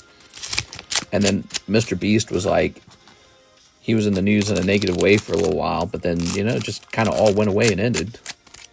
I think. Like I said, I haven't heard anything about Mr. Beast in a while. Then he had his TV show, that gigantic game or whatever. We are. All right. He has 323 million subs. Chris, yeah. Yeah, all that went down. I didn't think much of it. It was a lot of drama, but it's not like Mr. Beast. Oh, yeah. Look at that Typhlosion. I don't think Mr. Beast... yeah, I don't know much about him. I can't comment on it because I don't know much about it. That's my answer.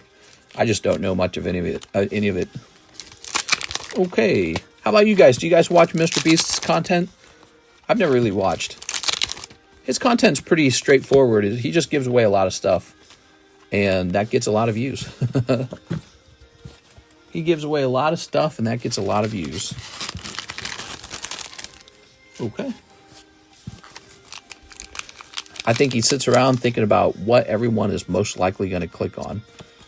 We give away the biggest amount of money. See, people are going to click on that. Solid formula.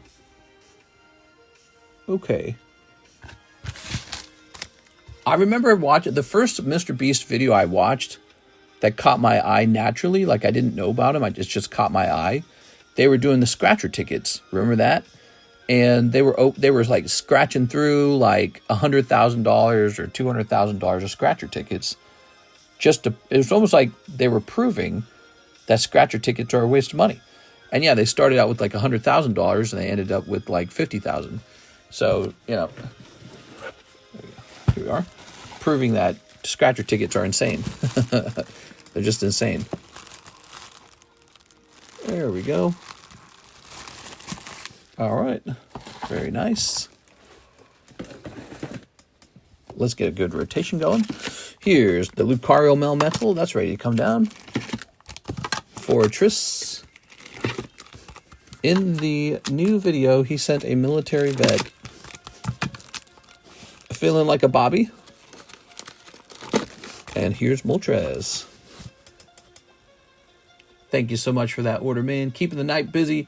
When you guys place an order, it gives us a show to watch. Thank you, everyone who contributes to the show each day. If you've never purchased cards before, give it a try. Head over to the description. You can see how to make a purchase there. The description has all of the PayPal, ZELLE, CASHAPP, VENMO links that you need to make a payment on some cards.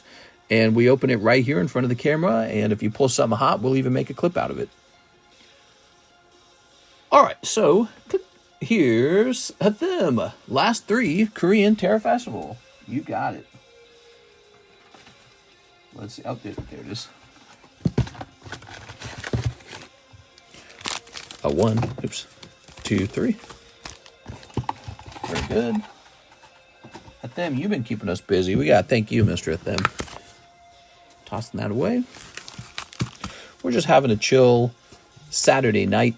I kind of figured Saturday was going to be a little slow because actually Friday was really slow. And so to me, that sort of signifies that people are, not spending money at the moment. Welcome to the TCC Colt. My first time buyer luck with the SEC wasn't clipped. Should have been clipped. If it wasn't turned into a clip, what you could do is you can reach out to us, because maybe Mike's side didn't see that one.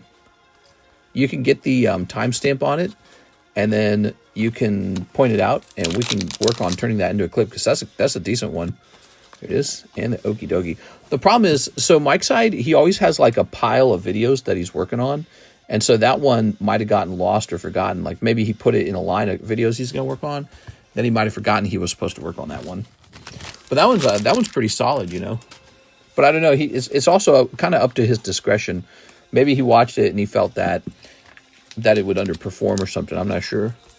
But it's quite possible he just didn't get to it or didn't see it. This Alakazam is a cool artwork, man. I like that Alakazam. All right. Hathim. Okay. Very nice. Popping this over here. Good.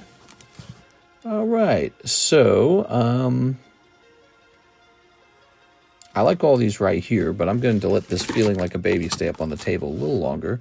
This guy's PSA 9 from 225. Thoughts on the Korean Metamong Ditto? I got a price on it from a supplier that I thought was really high, and then I looked it up on eBay, and it was even higher than that. And then I was like, I don't know. It's a cool card, I guess.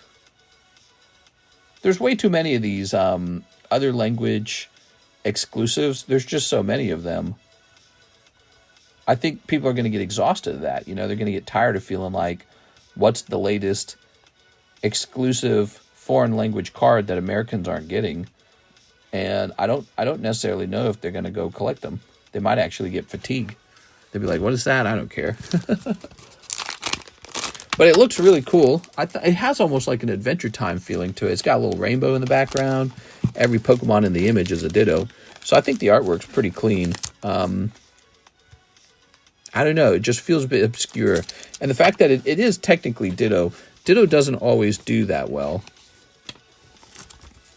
What was the offer? I can't talk about the details of the offer. Here we are. All right, so this will be... Oh, I got sidetracked. 32, I think it's supposed to be. Let's make it 28. Okay, so this is now 28. Bloop. Very nice. This coughing says 325 on it. That's not up to date either. Hey, what's up, Mr. Zach? How's it going, man? Tonight we're just pricing up slabs, updating their prices. Got a lot of slabs to go through. Cardos coughing. Oh, I typed in card sass. Cardos. Ooh, not even one for sale, huh? This price will remain.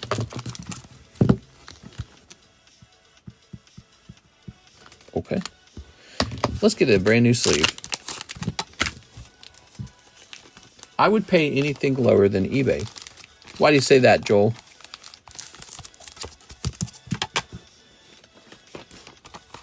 Here it is.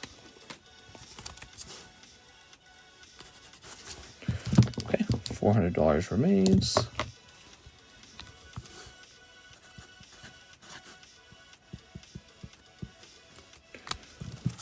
What are your pronouns?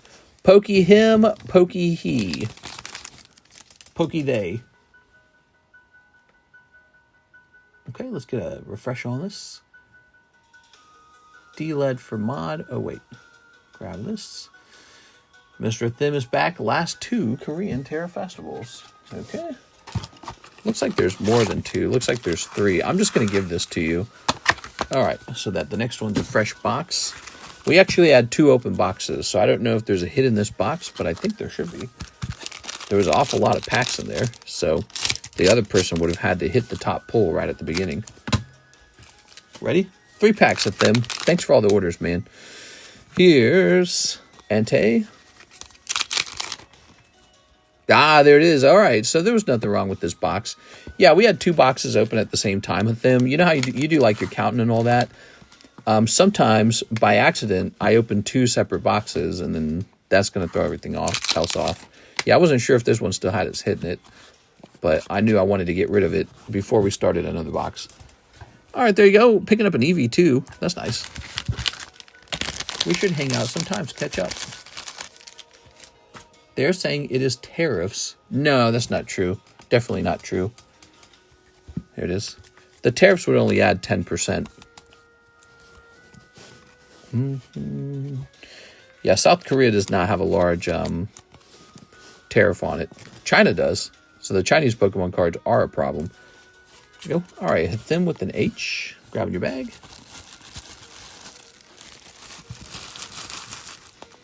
Ooh.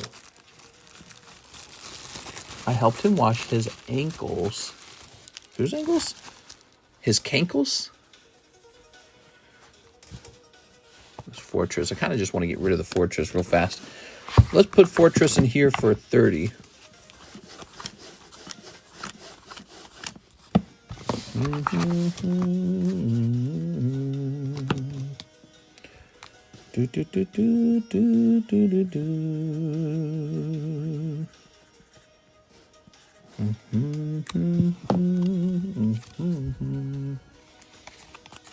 Oops. Yeah, I saw them for sale for like $88 on eBay or something like that. And I thought to myself, I was like, is this really worth $88? It's not even graded yet. $88 right off the bat. I was like, I don't know. Okay.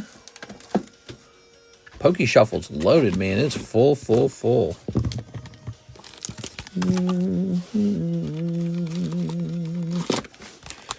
Mew EX, huh? Let's take a picture of it. I need the Pokemon craze to die out. It feels worse than 2021. Yeah, that you might get your wish. Prices tend to go up and then down and then up and then down. There tends to be a seesaw effect. When prices feel really high, people get out of the market. They say, I don't want to buy this. I don't do that personally. The reason I don't do that is because I know you cannot truly time the market. So I just buy and sell and buy and sell. I don't worry whether the market's high or low. I work within a budget based off of sales, and that's it. There. Okay. Here's Nidorino. This is really nice. Master Ball Nidorino for $33. Ninetales Cardos. This needs updating. Ready? All right. PSA 10 Cardos. Ninetales. Okay. And we want the... Oh, but maybe there's not one for sale at all. Ah, there's none for sale. That tends to be good for the seller. Let me check sold real fast. No data on last sold either. All right, so I think what we'll do with this card, actually, it was priced in February. We'll go ahead and keep it at the same price. We're not going to raise the price, but I've got one for sale and eBay doesn't. So this is very cool. All right. I collect these Cardos cards. I'm very excited about them. Always have been. I grade them. I buy the raw versions. I do all of it.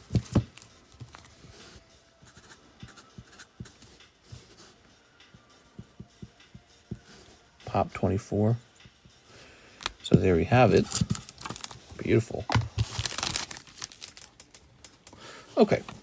Yeah, I don't know, man. People were saying that the Pokemon craze was going to die out back in 2021, and for a second it seemed like they were right, and nope, they were actually wrong. It was just the eye of the storm. The calm before the crazy. Let's see. And who knows what the next pattern is? Who knows what happens next? I think we can safely say Pokemon's not about to get super duper cheap, though. Here we are. All right.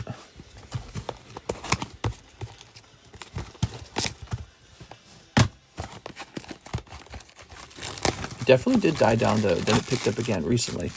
Yeah, it died down, but not really. because here's what happened. You know, oops, what is that? Oh, that's the box. Here's what happened. If you were collecting vintage cards like I was, you noted that a lot of modern cards fell and weren't selling for much money. Like, you could open a box and the chase card was like $200, so there was no reason to open the box.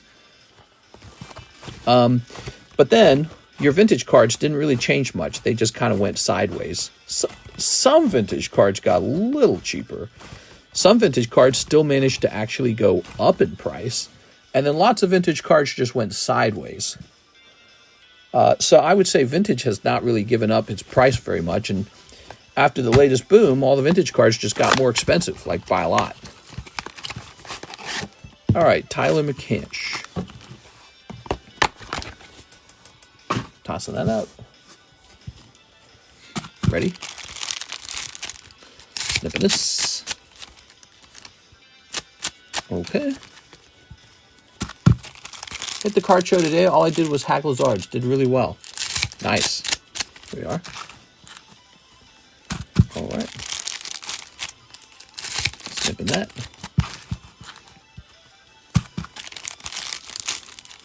Snipping this. And snipping this. Very good. That would be an interesting thought. Maybe I should not worry about where to move in terms of taxes. Maybe I should just move to the places with great card shows and live in a place that really supports a lot of collectors, you know? Okay, let's get started, Tyler. One box of Korean Star Birth, the whole box of it, guys. Here's Shaman, Torterra, cool, Hollow. I'm hoping one day my $11,000 sealed collection turns to $30,000 and I buy a house. Hey, you know, that's not actually impossible. I've seen sealed go. Ooh, you got Raikou. All right, Raikou is the hit in this round. But what I was going to say is I've seen a lot of sealed product go up dramatically in price over the years. Really just 6 years. And so it's definitely not impossible. I skipped that song. That song was too much like battle music. Battle music's not good for this. Don't move to Texas. Elon be polluting that stuff. Here we are. All right. There's the bear. Here's Garchomp. Mister, you don't go out much. Why would it matter where you live? Financially, you are versatile in many ways. Yeah, I know. Well, we haven't moved, have we? It's not an emergency, I suppose. But we talk a lot about it. We still do. We've been living here in Lake of the Ozarks for, I think, close to, I think we've lived here 4 years. And we're still young. We don't have a kid yet. So for us, we can just kind of go where we want. And so, you know, we have a little adventurousness to us. We want to see more of the country, maybe try to move more strategically to a place that we think is going to grow faster than maybe like Missouri. Missouri isn't necessarily the best state for growth. But then again, if you move to a state like California, everything over there is so unbearably expensive already. The question you have to ask is, does this have, you know, room to actually fall or collapse in value? You know what I mean? But maybe not. But, you know, there are some states that are growing very rapidly, like Utah, for example. But Florida's not doing bad either. Florida is one of the places where a lot of the billionaires have property, and Texas as well. And those are no tax state, no state tax states. It's like a tongue twister to say that. France best breakfast. Yeah, France, they have the best breakfast. Tell us about it. The spiders big out there? Wait, out here in Lake of the Ozarks? We actually do have we call them dock spiders. There's a type of spider out here that loves to make giant spider webs on your dock. And it's super annoying, and you have to hire like pest control to stop it. Oh, my, so itchy. They're really big, spindly spiders. They climb all over your boat and all. Crepe? You like crepes? Nah, I've had a crepe. They're just thinner pancakes. There it is. All right. Crepes are okay, I guess. Tyler. Mr. Tyler, thank you so much. Raichu is your pull. Keep going in Starbirth, man. There's an Alt Art Charizard in there. But also that Alt Art Charizard is in here in our Brilliant Stars box break. All right. Well, Mr. Tyler, I hate those spiders. We used to have a lake house. The minute the sun went down, they come out. Yeah, they're all over the place out here. And if you do pest control, it's really not that bad. But if you don't do pest control because you're a penny pinching bastard like me, then yeah, it can be a problem. All right. There we go. Mr. Media portrays California like a soft, passive Hakuna Matata feeling. Yes, it's expensive, but the weather is the best in the country and no discrimination whatsoever. I don't know if I'm worried about being discriminated against. Personally, I don't know if I've experienced it or even if it would matter to me. Like if somebody said, I don't like you because your skin is too pink or whitish or something, I'd be like, I don't care. But the weather sounds nice. Yeah, the weather sounds nice. Although I've studied the weather in California, and your weather, it does fluctuate between 65 and 70 a lot. And one of the problems I have with that is that's actually a little bit too cold. It's a little bit too cold. The ideal weather is probably what Hawaii has. Hawaii gets into the 80s and the 90s. Now, why is that good? 90 is kind of hot, but you need it to get to that temperature to go swimming all day. So if you really actually want to play out on the beach and go swimming and have outdoor water, sport, you need about 80 to 90. So it could almost be a bit cold over there, I think. Belgium, due to them being known for waffle and chocolate or chocolate chip waffle. Also, do you think you can do an ASMR stream? We probably could try an ASMR stream just for fun. All right, we're done with Mr. Tyler. So we have an order from Pao Vong. He says he wants one of the book boxes. You got it. All right, so I will go ahead and get that set up. Have we never shipped you before? Oh, maybe we've never shipped you. All right, let me log into PayPal and we'll get your address. Summers here in California are 90 to 100 degree regular. Depends on how close to the coast you are. Oh, so maybe the places I was studying, maybe those were just a bit more cold. Here we are. I go swimming at 70 in Santa. You go swimming in 70 degree weather? That's freezing cold, dude. That's effing cold. You tolerate it more than me, man, because that is too cold for me. Maybe I'm a bit of a baby then. All right, 70? No way, dude. Not room temperature. That's 70's fine. No way, dude. What are you talking about? That is some cold water. 75 would probably be the best to swim in. No way. 90 degrees. 90 degrees. You get that roasting sun comes out, and it's too hot to be outside, so you climb in the water, and the water feels like it's like 80 degrees. That's perfect. That's really good. I like that. All right, let's see. That's when you go swimming in the outdoor public pools. That's when you go swimming in the lakes or the oceans, like Florida, right? Florida gets that 100 degree weather. That's so good for swimming in the ocean. I mean, it's just really good at that point. All right, let's see. You need a 14-pound box. Nah, that's cold. What are you talking about? California has cold beaches. Florida has warm beaches. Yeah, and I really, really appreciate the warm beaches. I've been to Florida a lot. I think I've been there like 5 or 6 times. And every time I go, man, we need to move to Florida and get one of these. Get one of these houses near the beaches because it's too nice almost. And Florida has gone through a lot of growth. But you know what? It constantly holds me back knowing they get these horrible hurricanes. It really does. But then again, I mean, there's all this stuff built out in Florida. They've built out all this stuff. So, I don't know. They probably just tolerate it and get insurance. I guess that's it. You get insurance. So, the problem with that for me is insurance for me would be especially high. I'd have to insure my card collection against hurricanes, and that's no good because the more money you have to spend on the insurance, the less money your cards are making for you. That's why Nevada was so fascinating. Nevada with no natural disasters, that's tempting. Way too humid for me. I don't like that kind of heat. We get that kind of heat here in Missouri. So for about 1 month in July, Missouri reaches like 100 to 110 degrees and then like 100% humidity too. And you go out and it's just sweltering. It's just really like a jungle almost. And you just stay inside at that point. It's not that bad. But what you can do, and since we have an actual lake house, what you can do, you just go out, jump in the water, and the water's like 85 to 90 degrees itself. So it's like jumping into a warm bath. It's really wild. But it's pretty unbelievable. It's like, you know how people enjoy hanging out in a hot tub? It's almost like that. It's like hanging out in a hot tub. And if you swim further out into the lake, it cools down more too. So you can almost like adjust the temperature if the water's too warm. But it's wild because if you swim vigorously in the hot water, you can actually feel yourself overheating. You'll actually get heat exhaustion in the water itself, which is a remarkable experience to overheat in the water. But yeah, there's colder parts, so you go to the colder parts. I call them soup beaches. Soup beaches. All right. No, I prefer the warm water 100%. Tyler, 2 EV heroes. I mean, it's not like I haven't swam in cold water before.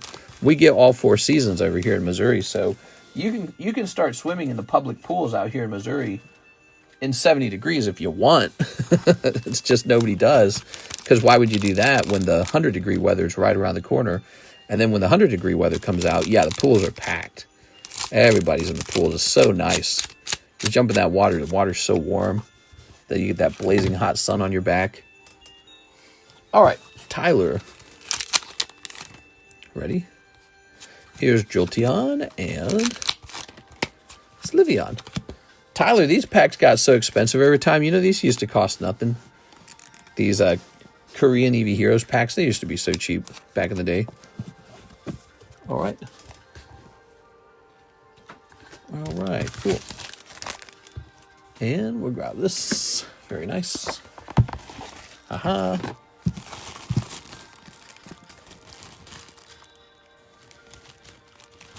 Okay. So that's your baggie number 2, Tyler Franson. Thanks, Tyler. So beautiful Ninetales 10 here. Beautiful Coughing 10. Nidoran 9, really cheap. Beautiful Lucario Melmetal. That's the Nidorino. Let's go ahead and we want this one to come off the table. This one's been rotating for a while. Let's get this one like over here, like that. And now let's go ahead and start finding other slabs that have been up here for a long time. That one's been up here for a while. Ogerpon's recent. He just got priced. Joker 9, Peach. I think he's actually pretty new as well. This one's pretty new. Dark Radicate's pretty new. Giratina's new. Is there anything that's old? Machamp's not that old. Oh, so this whole row is only new stuff. There's Togepi. Umbreon. He's sort of been up here for a while. Cubone. Oh, we might just have nothing to rotate off the table. Like these two can come off. But a lot of this stuff just made it up here just now. Just new. Any way to update the address once you ship? I'm guessing not, right? Yeah, like once you ship, you can't really... What you can do is you can ask the post office to return the package to you. You can say, hey, don't deliver that. Send it back to me. And they'll charge you a fee if you try to do that. They'll be like, we'll send it back, but not for free. So you can do that if you want. But yeah, you can't update it on the way. I don't think you can. Might want to look into that. Mr. Thoughts on the corrupt judges being arrested? Well, keep in mind, there's always 2 perspectives when these things are going down. So the Democrats are going to feel like this is a states' right issue. Here it is.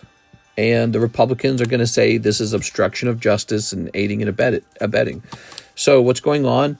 You have judges who are taking migrants that ICE is trying to deport because they're here illegally. And so they're saying you're going to get kicked out of the country. And the judges are actually helping them avoid ICE. And then ISIS or the federal government saying, well, now we're going to prosecute you for that. You can't do that. You're breaking the law. We wrote a law that said you can't do that.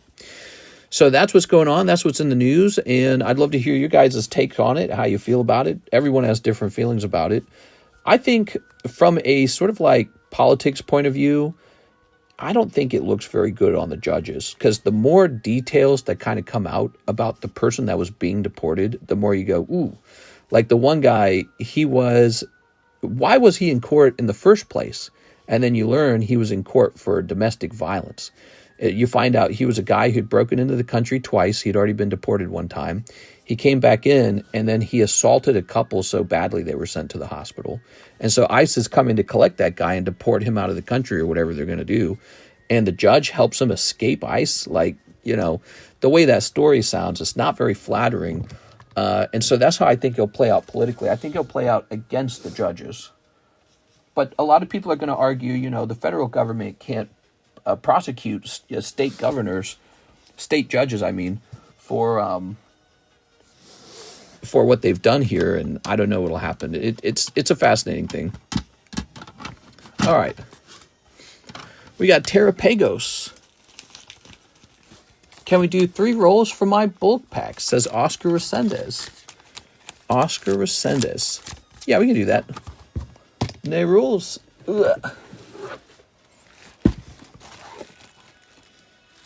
Oh, that doesn't have the pack in it. Where's the actual pack? Oh, here it is. I found it. I believe in capital punishment for blank and blank. 1, 2, 3. Okay. Nice. All right. Very good. We'll grab this. Yeah, capital punishment's another one of those controversial ones too, isn't it? Ready? Who's this for again? Oscar Resendez. Good luck, Oscar. 1. Can you see that? 2. That's a pair. 2. All right. And 3. All right. No luck. PokePod's getting pretty dang full, isn't it? Look at that. That's quite full. No way close to being Gestapo. Focus. All right. Well, I think one of the things you have to understand is that it depends on how you feel about the subject of the immigration in the first place. Some people actually support the immigration, like they want it. They say it's a good thing. America's a country of immigrants. These people are coming here to improve their lives and to just do what all the immigrants who came to America are trying to do. So that's their perspective on it. They don't view them as illegal immigrants. They just view them as immigrants, like economic immigrants. And so, when you feel that way about the root of the issue, about what to do about immigration, then if you look at the behaviors of ICE and Donald Trump, you feel like they're just being huge jerks. Like, wow, that's a big jerky move to do. You don't need to jail this person for this, for being pro-immigration.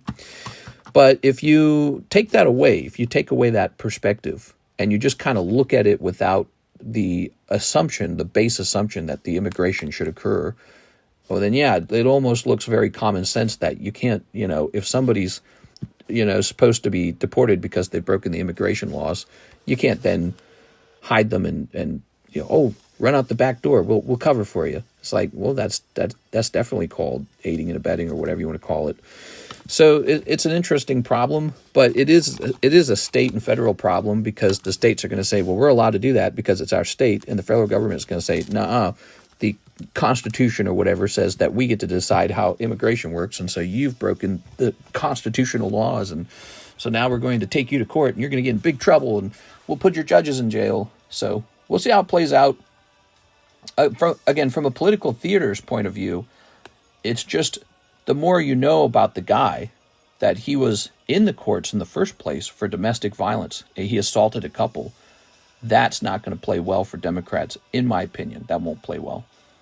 It depends on how many people actually read about it and learn about that little detail about why he was there in the first place. All right, so this is going to say 25. Don't underestimate your opponent. Don't underestimate Donald Trump's whole prosecution system, because I think they might have picked and choose who they were going to do this to, and they probably looked at this scenario and said, this is it. This is the judge. Grab this one because she's protecting this guy and he looks really bad. So I think, they're not stupid about it. And so you have to wait for all those details to come out to sort of make a good analysis of what's going on. Due process says person not citizen. If they're in court, that's due process. Snatching them without a warrant is not. Yeah, I think I've heard that argument before.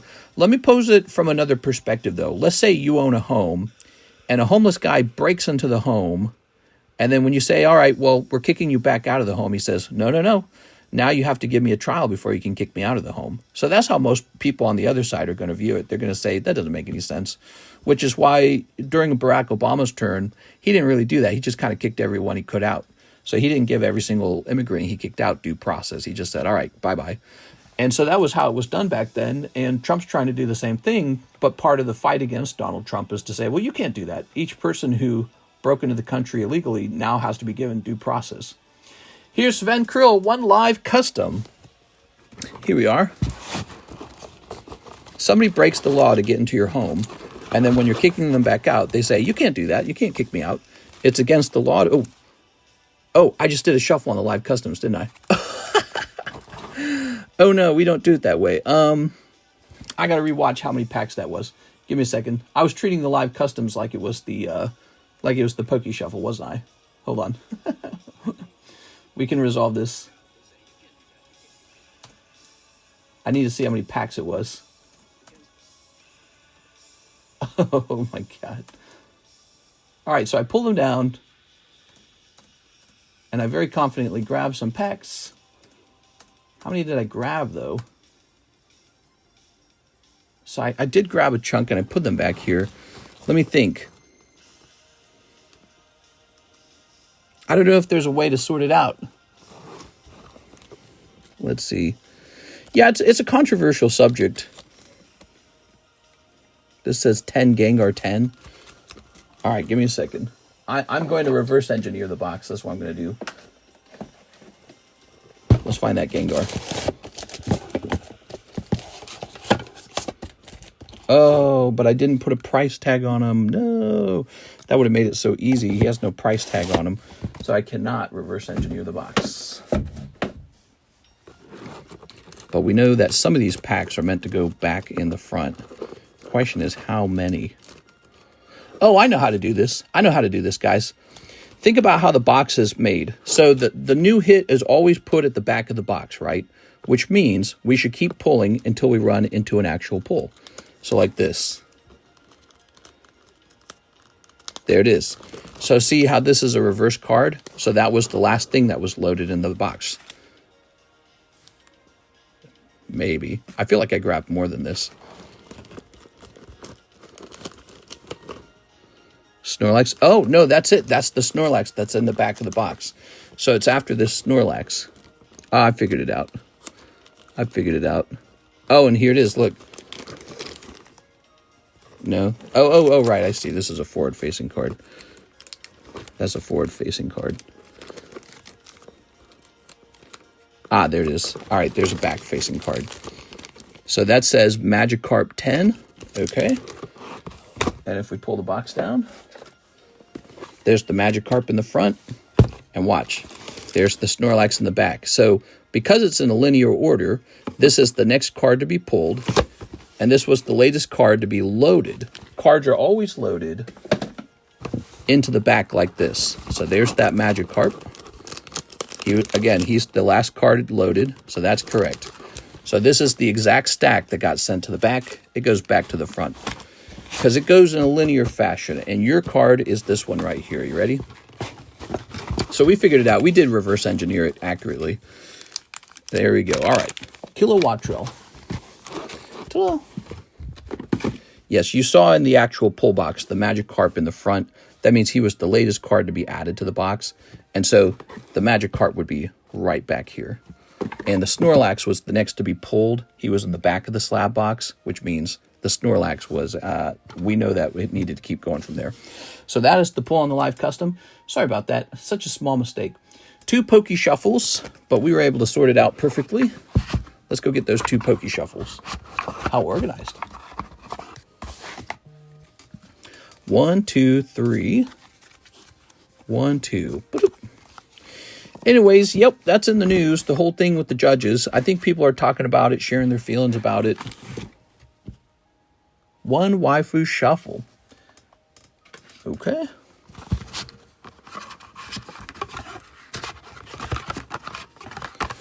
Okay, so we got a 1, 2, 3. And we're flipping this around. Ba-doop. There you go. One Prismatic Evo. One Prismatic Evo. Okay, one Prismatic Evolutions. That's coming out over here. Not a lot of other news. How many Kanye West fans in here?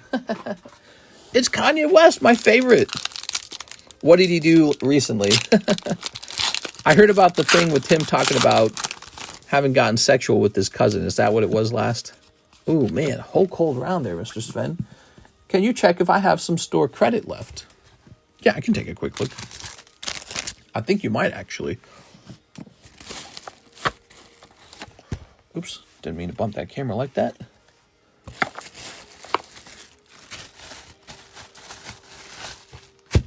Someone with fast hands just got that Snorlax. Well, I don't necessarily think that's true. You'd have to know exactly what it is. Oh, I guess if you're paying really close attention. Oh, maybe you don't have store credit. I take that back. I need to write a date down on these cards now, too, to see how old they are. All right, you do not have a store credit card. I take that back. You must have had it at one point and already spent it. And I must have had a faint memory of that. Mr. Sven Krill, thank you for the big order. Sorry for the tough luck, man. I can't defend him no more. You talking about Kanye West? There. Ah, Sven Krill.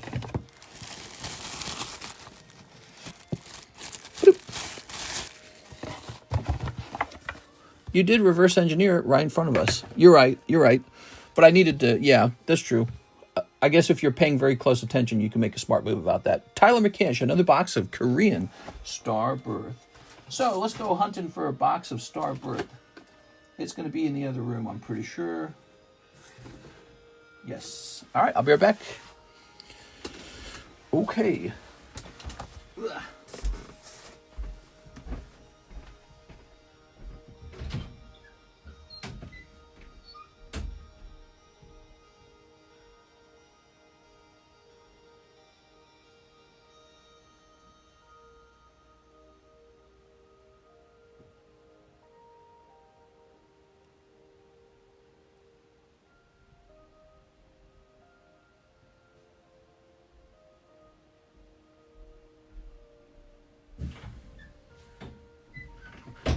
All right, here we are.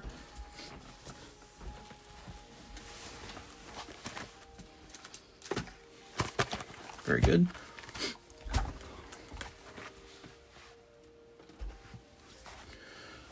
Okay, let's start sneeping. We'll remove these slabs for the moment. Oops. Here's the Rocket slab, the Gengar slab, the Hello Kitty slab, the Jolteon slab, and the Alakazam slab. Very nice. Tyler McCansh. I brought 2 boxes of this in, didn't I? Yes. Let's put this here. All right.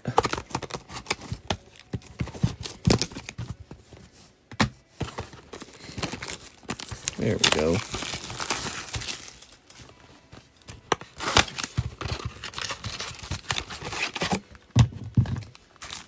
Set that there.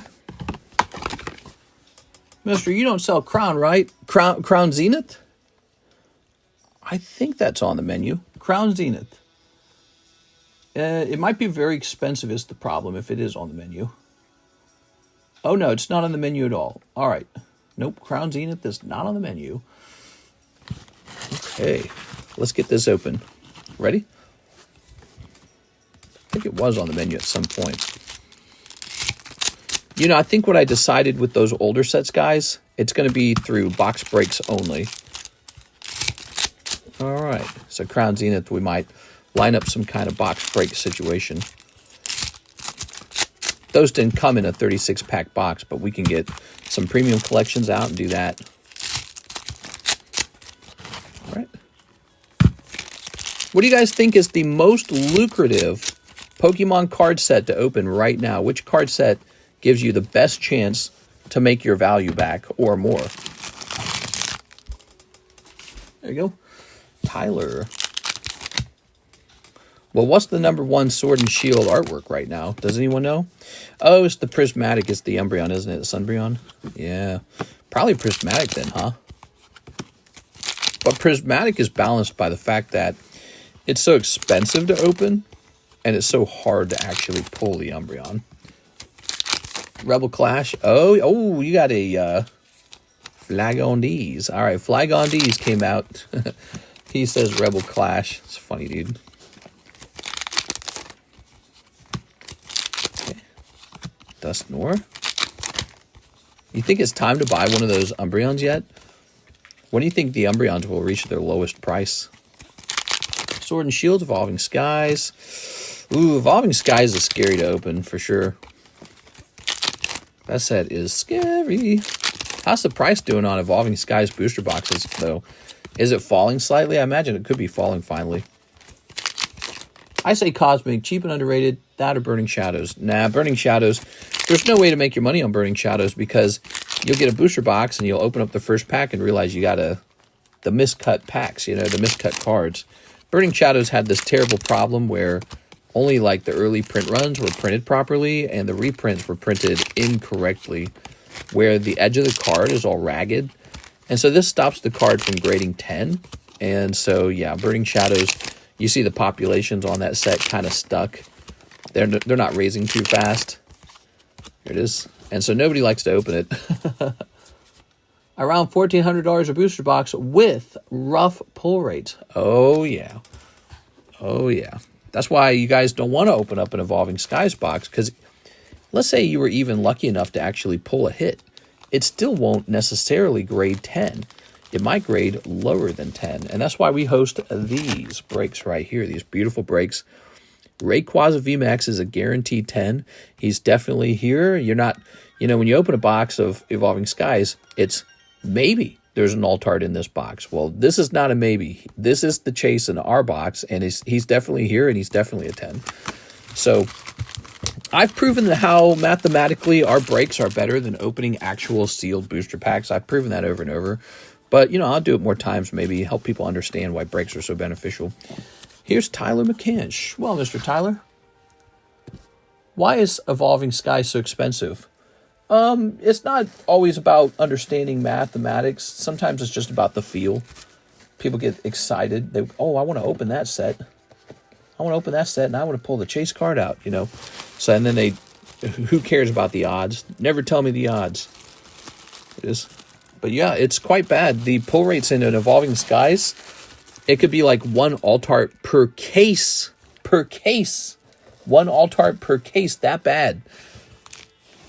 Maybe two if you're lucky. So one every 3 boxes. I mean, do the math. This is way better. You have a guaranteed chance for a Rayquaza. Whereas, let's say you're opening up 3 boxes of Evolving Skies. That's not a guaranteed chance at an Altart. It's maybe there's an Altart. And then when you do pull it, this is a guaranteed chance, or this is a guaranteed 10. If you opened it raw, there's a chance for a 9 or an 8, definitely. It probably grades 10 less than 9 and 8. Okay. It's Prismatic going to turn into another Evolving Skies, or are the hits rates better? Yeah, I think you'll do something like that. But the problem with Evolving, and the problem with Prismatic, is that it's starting out already expensive. So with Evolving Skies, it was easy to make money on that set because it was underpriced. But it's much harder to purchase a box of Prismatic and make money on it because they're probably going to print so much more of it than they did Evolving Skies, but also because that set started out expensive. You know, it's like people already equate it as Evolving Skies, so they're like, I'll just pay tons for it. You know, it was never cheap. And so you just can't get it off the secondhand market cheap ever, which is really, to tell you the truth, it's almost like the distributors themselves are scalping. Like, why can't you just find that cheap anywhere? The only place you can find it cheap is Walmart, if you're lucky to get it at Walmart. But now even the people who stock the shelves are scalping. So good luck getting it off the shelves at Walmart at that price. And then all your local card shops, well, they act kind of like me. They go, well, I'm going to make I'm going to make as much profit on this as I'm allowed to make on this product. So they order cases of Prismatic, and if they actually get the cases, you think they're selling it at the Walmart price? They're going to sell it at the eBay or the secondhand market price, because they know if they don't do that, they're going to miss out on all the profits, and some other jerk is just going to come in, buy it all, and he's going to sell it on eBay. So, all your local card shops and rip and shippers, we're all selling it expensive. Only Walmart's, there's one place you can get it cheap. And maybe Walmart will change that one day, but yeah, I don't know. It's tough. All right, let's see what's next. We got more orders, guys. More orders in the queue. We have a Tyler Franson order, and he says, click. He wants 4 of the EB2 Japanese. EB2, it's on sale. It's really cheap. I got too much of it. I really do. I've got way too much of this product, and I'm just letting it go. It's really, really cheap. All right. I never dived into these things. RFK Jr. is banning the sale of Pokemon cards. He said the chemicals to print them are toxic to the touch. No! Pokemon cards gave me autism.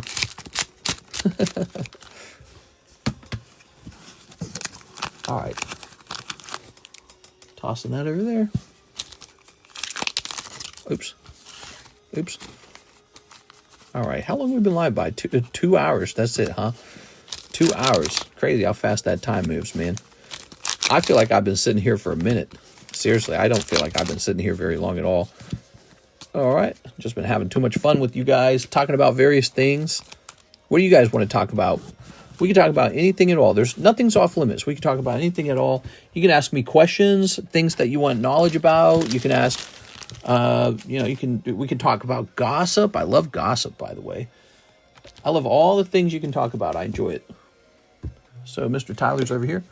I really believe the government might step in regarding Pokemon. I can see it. It is. I don't know. We'll see. Pokemon card scalping.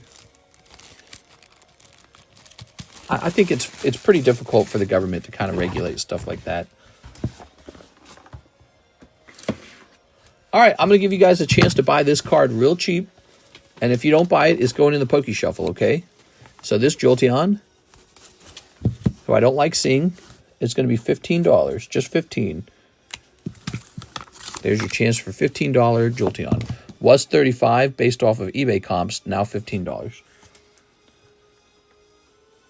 Okay, Mr. Williams, the last time you got angry, you seem like a nonchalant person. I mean, when I'm in a good mood, I'm in a really good mood. That's the truth. I'm like Santa Claus or the Pillsbury Doughboy, So when I'm in a good mood, I just kind of joke around. I love memes. I love TikTok. I love, shorts and Instagram and all that. I love jokes, South Park, that kind of stuff. So when I'm in a good mood, I'm in a pretty good mood. But there is an icy shard on the inside. There's the killer in me too, so don't forget that. All right, because I had to be that way to make it in life. Here's Jack Gray, one glory of Team Rocket. Here you are. And 2 Poke Shuffles. All right. Either tag. You don't like tag? Tag has been growing on me. Did you know that? Tag grading's been growing on me. I anticipate sending a lot of cards to Tag now. I'll be sending them huge chunks of cards. I'll actually be sending them a lot of cards that would have gone to PSA. I'll be sending CGC a lot of the vintage cards that would have gone to PSA. What is your belief of why Judas the Iscariot betrayed Jesus? Judas betrayed Jesus for like some silver from the government. I don't know. That's a story in the Bible, and if he was a real person who really did those things, maybe it was because he wanted to get some silver. Here's Jack Gray. Maybe he wanted to get paid. Maybe he got wasn't the story something like he was jealous? He was jealous, wasn't he? Yeah, so Judas was jealous, and that's why he gave Jesus up. I believe that was the story. And so, assuming all that really happened, maybe he was just a jealous bitch. All right, you're such a Judas. Kind of like the guys who stabbed Caesar in the back. Et tu, Brutus? All right, there's no orders in the queue. If you like short wait times, we have no wait time at all right now. It's a wonderful Saturday night, and we are still pricing up some slabs. Let's get another slab priced. did we sell all of our Tyrannotars? I think we did. So we're going to price a new Tyranitar and set it up. He threw it away after. Oh yeah, he felt regret afterwards. Yeah, humans are very emotional beings, and sometimes we do stuff that we later regret. We wish, we wish we hadn't treated a person so bad. I've had that happen to me, where somebody has treated me wrongly, and then they will come back and be like, "I'm sorry about that." And if you're somebody who's been in a fight with me over something, and you just want to be water under the bridge, that's cool with me. That's cool with me. I'm down with that. There it is. All right. Okay. Somebody order an EV Hero box. I want to see it opened. You want to see a whole box of EV Heroes? So there's that. And what else we got? This guy was real popular. This Gengar right here, the AR Gengar. Let's see. All right. I don't think I would have done it if I was Judas. When Jesus came out and he was like, one of you guys will betray me, I'd have been like, dude, this guy's psychic. I'm not messing with this guy. I'm not messing with the psychic. Are you kidding me? I was like, he's either psychic or he's actually the son of God. I ain't betraying the son of God. I ain't that stupid. Does he have no sense of like self-preservation? Like, bro, this guy just predicted you were about to betray him. Like, give it up. The game's over. All right, can I rip you off and still be friends? That would be nice. Yes. Here we are. Mister, I'm still upset you unsubbed from my OnlyFans. Dang it. All right. I just am not super into butt stuff, And you're just doing a lot of butt stuff. And I was like, not for me. All right. Very nice. There we go. Okay. Jesus said it would have been better if he was never born. Wow, very wise. Okay. I've updated the queue. There's nobody in there. So, we're just pricing up new slabs. Nothing like a new slab party. Oh, there's that scissor. Oh, we had another Pikachu, another gray felt hat Pikachu. That was a fast moving break, wasn't it? How many spots were in the last gray felt hat Pikachu? Do you guys remember? What was that break for? Oh, I have multiple gray felt hat Pikachus. Was it 5? I don't remember. Maybe God hides in heaven because he's embarrassed of what he's created. Here it is. We talk about religion sometimes. I think when you look at how many religions exist throughout human history, what you have to conclude is that humans like making up religions. We do. There's a lot of religions. There's a lot, right? And so humans uniquely make up religions to help us understand the world around us, the things we can't explain. Where did I come from? Where am I going? People need to know where they came from and where they're going. It's a big deal to them. All right, hold on. Divided by 40. Oh, he's a big break. He's a 10-spot break. So if we ran this guy, he's a 10-spot break. I suppose we'll just save him for the future. But we actually finished that break before. Unless you guys really want me to start a gray fella hat Pikachu break. Do you guys really want me to start one? I noticed the Cynthia's not moving that much. We could cancel Cynthia if nobody wants it. Purple love stories. There is only one religion, and it's the Islam. First human was Adam, and he came from Allah. Here we are. All right. Religion's a very common conversation people have, and I think you just have to be very, very, very respectful when you talk about the subject. And if you participate in listening to it, or if you participate in the debate or the conversation, you have to be somewhat open-minded. There's nothing wrong with being rational and logical. There's nothing sinful about that. Here we are. Okay. Let me go ahead and hit play over here. We're going to hit refresh. In 440.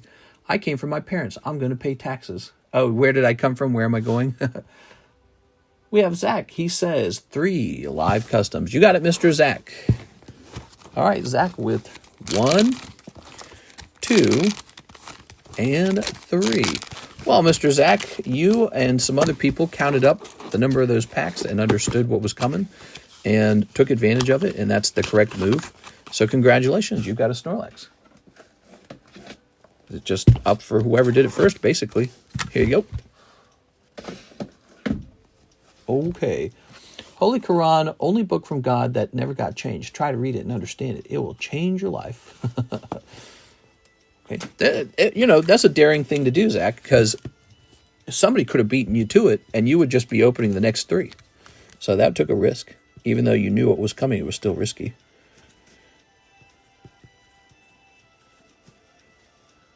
Okay. Very nice. Mister, you take any interest in the draft for the NFL? I don't do a lot of sports. I know sports are well loved. I need to put more sports on the card menu, but yeah, I'm pretty bad with sports, unfortunately. Just can't be good at everything. Yeah, I'm good at one thing: eating too much. All right, there's that guy. Yeah, sports. I struggle to get into the sports. I really do. I like watching comedies. I like watching the news, and making out with Karis. You're lonely? You can talk to God. See, it's a filter for weak-minded people. I wouldn't argue that it's strictly for weak-minded people. I think it's also just, it's a philosophical concept. Like, for example, if you actually went to school to learn philosophy, they'll talk about like metaphysics and stuff like that. Or, you know, there has to be some explanation for the beginning of the universe. Maybe whatever that is, it's a quote-unquote God, you know. So it does get kind of complex and deep. But what happens, though, is everyone's got a different religion, and so they can't all be true, right? That's logic. If everyone has a different religion, they can't all be true. Somebody's got a made-up religion. So that's just logic. Coming to that conclusion is logic. Okay, we have Nicholas Lloyd, 10 Korean Blue Sky Streams. You got it. Let's see. 10 Blue Sky Streams. I'm looking for an open box. We always start with the open box. Okay, I don't see one. I'm going to grab this one right here. Ooh. Science is better than religion. Hail space. You can use science to do stuff like send an airplane into the sky. It's really spectacular. But you can't use science to explain how did we go from the Big Bang to having life? You know, how do we go from stardust to, you know, we're living species with like a prefrontal cortex. So that's one of the mysteries that science hasn't explained. And so for religious people, they often go, well, you know, the existence of the universe and the existence of life, maybe that's coming from a higher being. That's what they say. And then they say, well, and consequently, I have this holy book for you to read.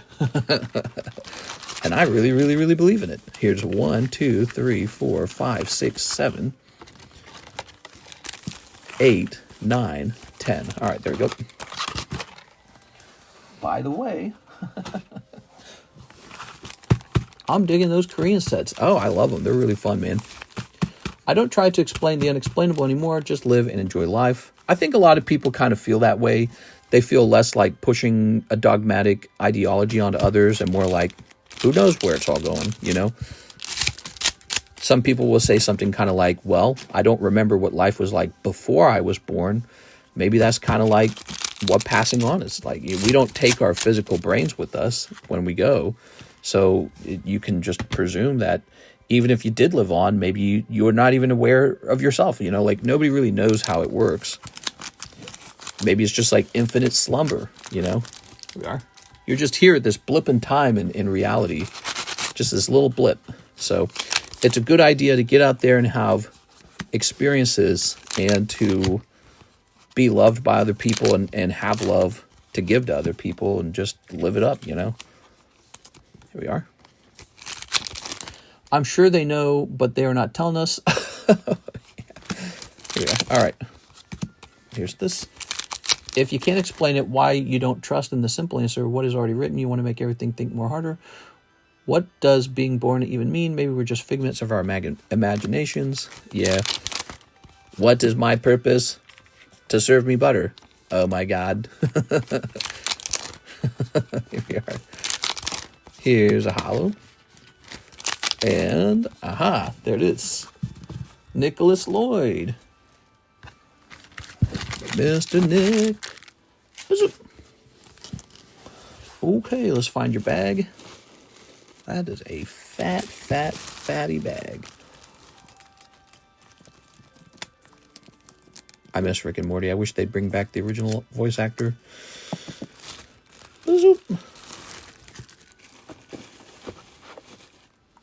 Just bury me with my waifus, right? Yeah, they used to do that kind of crazy stuff back in the day, huh? They used to, if your wife was still alive, she'd be buried along with you. All right, I'll show off some gold to you guys. I got some new gold in. Just one gold coin came in. Here's the pimp. So this came in. This is the 1/4 ounce of gold. One 1/4 ounce gold. Pretty neat, huh? MS70 again. And it is a gold eagle. And just a lovely thing. 1,180 is what I'm asking. Now, it's 1,180, but you can actually just trade Pokemon cards toward that. So I'm a unique gold dealer in the sense that you don't have to give me cash. If you try to go to a real gold dealer, they're like, I don't want your Pokemon cards. They want cash only. But with me, you don't have to do that. You don't have to lose 13% on eBay. You can actually trade Pokemon cards toward gold with me because I actually deal in Pokemon cards. And so it's an interesting ability to convert cards into gold.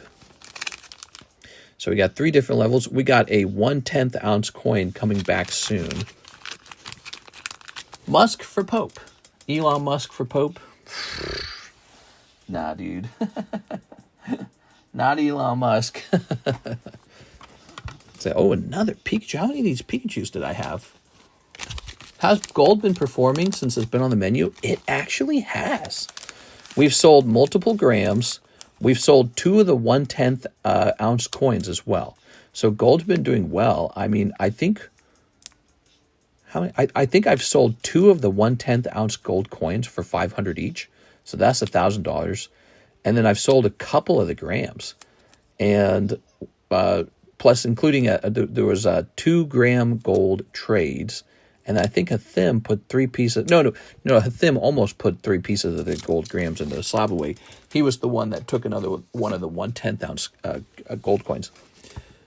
Do you ship overseas? Great question. Yes, we 100% ship overseas, guys. We 100% ship overseas.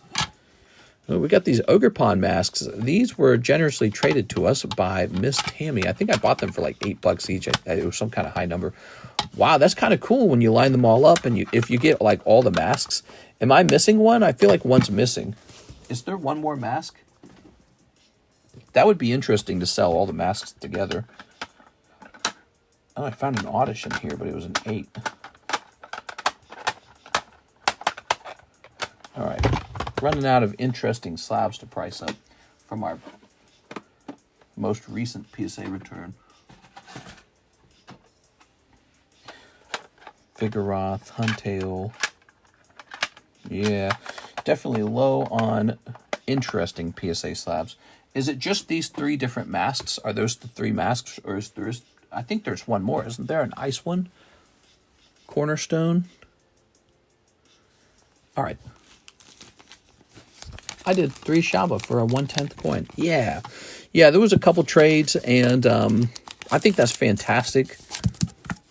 It is. It benefits everybody. It benefits you. Because you're able to get rid of some Pokemon cards that maybe you don't need as much for something that's more, something like a gold coin, which you might not have in your collection yet. And then for me and for you, there's no fees. So you didn't pay, I didn't have to pay a processing fee when you bought the gold. You didn't have to pay an eBay fee. So trades are actually a powerful, powerful thing for getting what you want. Always better to make a trade. These are pretty cool when you get all of them together. There's a fourth one called Cornerstone. Yeah, I guess I didn't get it. That sucks. I wish I'd gotten it. Hold on, let me just make sure I didn't get it. If I got Cornerstone, I want to include all of them together. Nobody's in the queue. If you guys would like to order some cards tonight, send in an order. Get us entertained. When you guys open up cards, it's entertaining for everyone watching.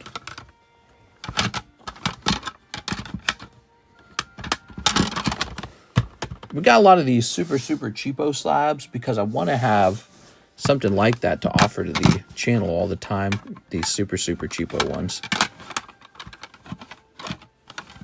They're fantastic filler slabs for like the Poke Shuffle, because the Poke Shuffle's got to have something in it, you know. I have 30 cards I could trade in. Ooh, what the hell? Wow, that's nice. Oh, no, that's not it, is it? It's not. That's not it. I got so excited when that popped out. I was like, oh my gosh, that's going to be it. No, it's not. It's just another one of the same. Oh, I'm bummed.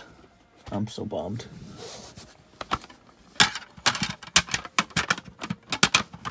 Yep, that's it. Bummed. All right, Mister, the barter system has been around since the Middle Ages and still a staple in third world countries. Can you go over the breaks right now? They haven't really changed from yesterday, so the breaks are essentially the same. Here's the Team Rocket box, still one person in it, Nathan Gordon. I thought somebody else tried to buy in, but they were buying into the Houndoom. Yeah, it's all basically the same at the moment. Breaks have been a little slow. The last couple of days, people have not been buying breaks, they've been buying booster packs. We moved a lot of those Minecraft booster packs.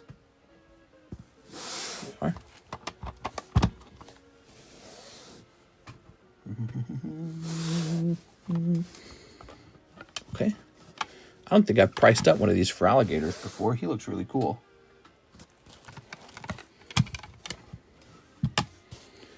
It's Mag Cargo. German Mag Cargo. Lavaschub. I love it. All right. Good. Put this away. So what you're looking at there were cards that just came back from the recent PSA submission, which contained cards like this Gengar, which has been exceptionally popular. I almost sold out of these. That's the last one, actually. Let's see. My husband came in earlier when Mr. was rambling, and he was like, what the hell is this guy rambling about? Oh, you know, rambling about rambling. Let me hit refresh. All right. Here's for alligator. Actually, what were we talking about like 2 seconds ago? Grabbing this. I think we were talking about religion. There we go. Religion's a hot subject. You have to be careful with that one. You can insult everyone very quickly. You are. You just, you know, I think everyone wants to pursue an understanding of the universe, the understanding of reality, and so religion is that subject. For alligator, okay. Here's PSA 10 for alligator 034.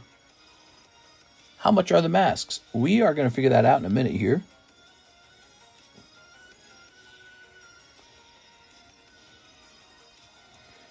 Okay. The price on this guy shall be $25.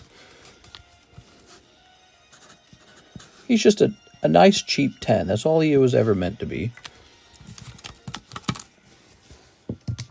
I know a guy who does evil, bad things, and he says he'll be fine because he repents. Yeah, I've ran into the same exact thing. So this will typically be people who are sort of like born-again Christians or you know, the non-Catholic Christians. And they'll say, you know, all that matters is that Jesus died on the cross, and so therefore I'm saved.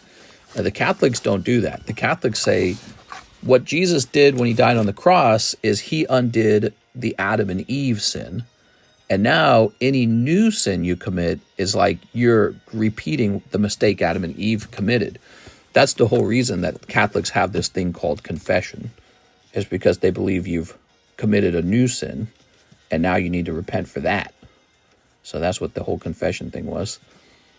Okay, Jolteon's going in. Okay, we came from monkeys. There it is. As a devout Muslim, you have to educate people. I don't feel attacked. I'm even happy when I can write about religion in a Pokemon live stream. He's a Roman Catholic. Oh, the Catholic thinks he can repent. Well, that just means that he doesn't understand Catholicism, because the way Catholicism works, after you've gone to confession and you've done your confessing, that's great. You're not going to necessarily go to hell, but the Catholics believe in that creepy thing called purgatory, right? And so even though you're not going to go to hell, you will go to purgatory for anything you do. And there's beliefs that purgatory can last like almost an infinite amount of time. So that's why I read when I was younger. Yeah, so you don't actually escape punishment in the Catholic Church. After the confessing is done, you are no longer like going to go to hell, but you're still going to be punished for what you did. And that's why the Catholics believe in purgatory. I guess in a way, it's a pretty punishing religion. It's like, you know, you have to go to, okay, so this is a $54 card, right?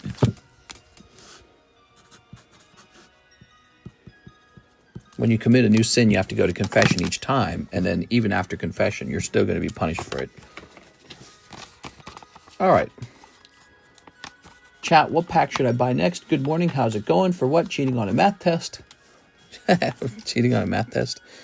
It is. All right. I was going to say 204.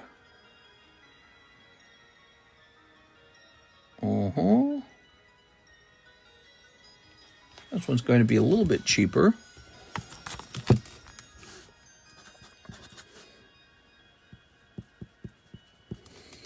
The Ogerpon masks. Set this one up. Yeah, who's cheating on their math tests? No cheating.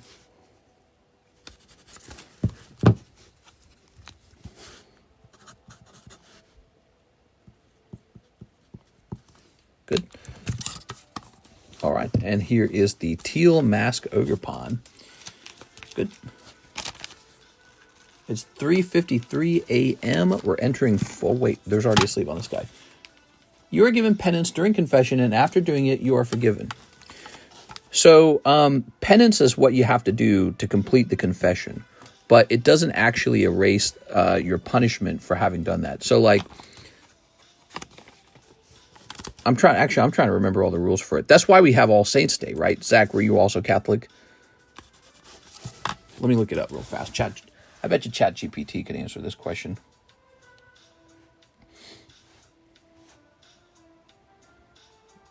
Hold on.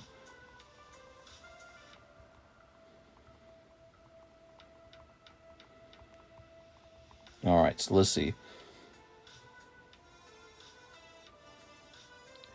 In Catholic teaching, even after you confess your sins and are forgiven, you will still need to go to purgatory. But not because God hasn't forgiven you. It's because while confession removes the guilt of the sin, there is still a punishment due to the sin. This is a purification needed before entering heaven. Purgatory is the purification. Think of it like this. You broke your neighbor's window and they forgave you. You still have to fix the window. Confession is the forgiveness part. Purgatory is the repair or damage and purifying of your soul. There it is. That was what I was taught too. So it's like you do the confessional like penance, or else the confession's not completed. So if you don't do it, you don't get the confession. But after that's done, now you also get purgatory. So it's like punishment after punishment, and that is very Catholic churchy. Catholics are all about those punishments, man. They don't mess around. They're like, nah. All right, so the teal mask. Isn't Earth purgatory? Maybe it depends on how good your life is. Okay. All right. Has anyone found the lily from either Battle Partners or Journey together yet and is willing to make a trade? The lily. Yeah, I guess we haven't pulled a lily in a while. Wow, look at those Ogerpon masks, man. They're not that bad looking when you stack them up next to each other. They got a cool style. I wish we had the Cornerstone one, huh? We don't have the Cornerstone? That's too bad. Yeah, they're kind of neat all stacked up. The forgiveness is part one. The redemption is part two. Yeah, exactly. Yeah, Catholics are pretty self-flagellating. Is that the right word? Where you're whipping yourself on the back. They're all about sacrifice and humility and all that. All right, we're just a bit slow, guys. If we're a bit slow, why don't I give you guys something for free just to be cool? What could I give you guys for free? Didn't we have another slab we were already working on? Yeah, it was this one over here, wasn't it? So here is this guy. Let me jump over here. I kind of predicted we'd have a slow night tonight. I could kind of feel it in Friday. So we're just having a bit of a slow night tonight. I'm finally home. Nice. So I'm setting this up. And it's good to go. Type in TCC into the chat in order to get a free chant for that Slow King. Yeah, Catholics are, they're an old religion. I think they're the oldest Christian religion, technically, right? The Catholics are. And they want that confessional, man. Dear Father, please forgive me, for I've had a wee chug.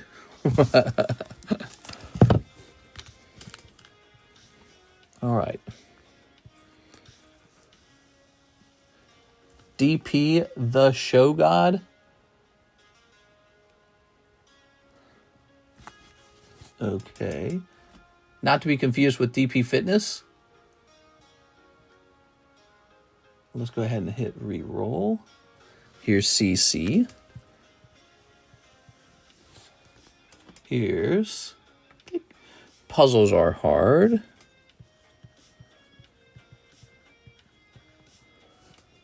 I went to Catholic school through high school and learned enough to realize it was all a sham. Here it is. Puzzles are hard. No, there's always been 2DPs. How many times must I say this? The other guy left a really big impression, I guess. All right, Jisama. For me, I didn't leave Catholicism because I hated Catholicism specifically.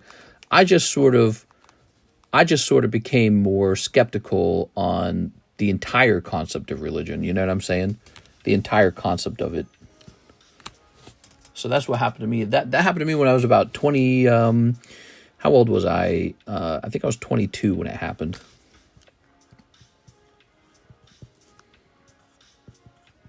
There it is. Okay. Hey, what's up, Mr. LaFlame? How's it going, man?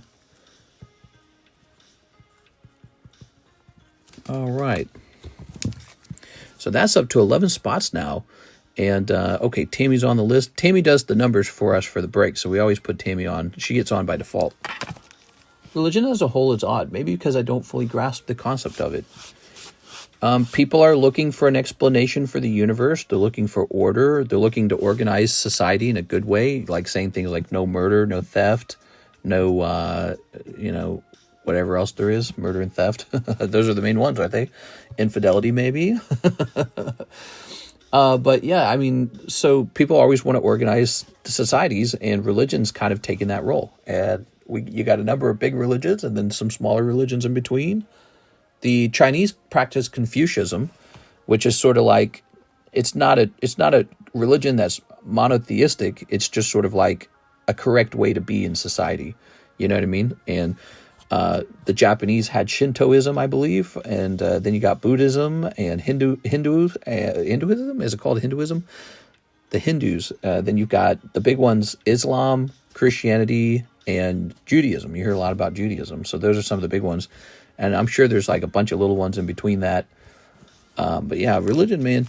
There used to be ancient religions like the Greek-Roman pantheon. That's just gone now. It's just gone. And that could happen to a modern religion today. One day that religion could just be obsolete, just out of here.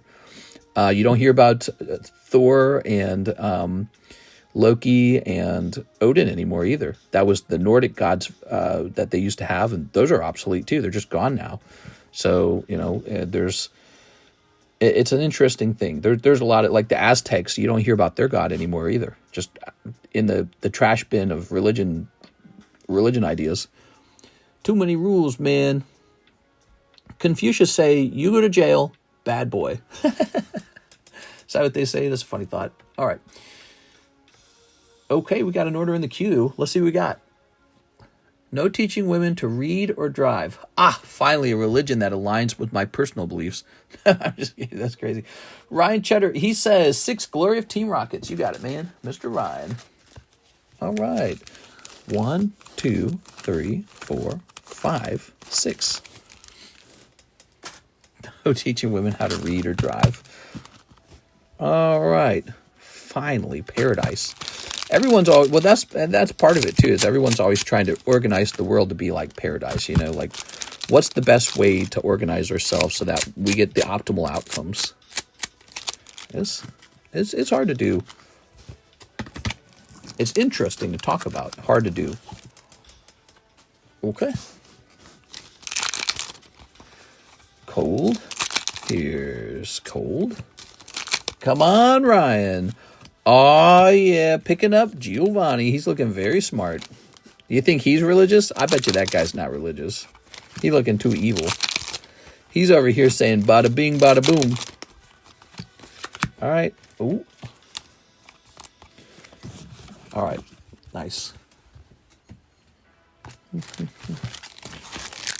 Throwing that. And let's go find Ryan's bag.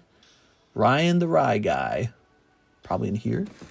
Giovanni for Pope. Giovanni prays to the money god. The money god. RN Jesus. Dear Lord, give me good luck today. He would run Kanto like a business. He's running for president. He's making everyone wear a little red hat. All right, here's Glaceon. Very nice. Starmie. Very nice. I think these two are actually about ready to come down now. Here's Dark Celery. Oops, the Gengars. And he's like the devil. Mickey Mouse. Uncle Walt told me to take a walk, and I'm doing it. Okay. The people demand a gold break. There can never be a gold break because it's cards only. It'd be very weird if there was a gold break. Gold is too close to money. Feels too much like a casino at that point. What you can do though, so like for example, this coin right here is, oh well, we don't have one. We have a coin coming in that will sell for 500, right? What you can do is you can get into a break, maybe like this one, and say, hey, I got the black label Hello Kitty out of the break. Can I swap that for gold? And then I would say, yeah, you can do that. So, or this one, let's say you pull this guy, you actually pull the Rayquaza, somebody's going to. You can take him and say, well, I don't want the Rayquaza. I want that $1,000 gold coin instead. And we'll talk about that, you know. So, yeah, we'll discuss having a trade like that. He said, no gold ever. Make the moose. A gold break. Just buy the whole thing. By the way, here is a break that has not finished. This is the Jumbo Charizard. I almost wonder if this shrink wrap is actually decreasing the number of people that want into this break, because Pokemon cards are very aesthetics driven. So let's bring this out of the plastic shrink wrap, shall we? So you can see the real thing.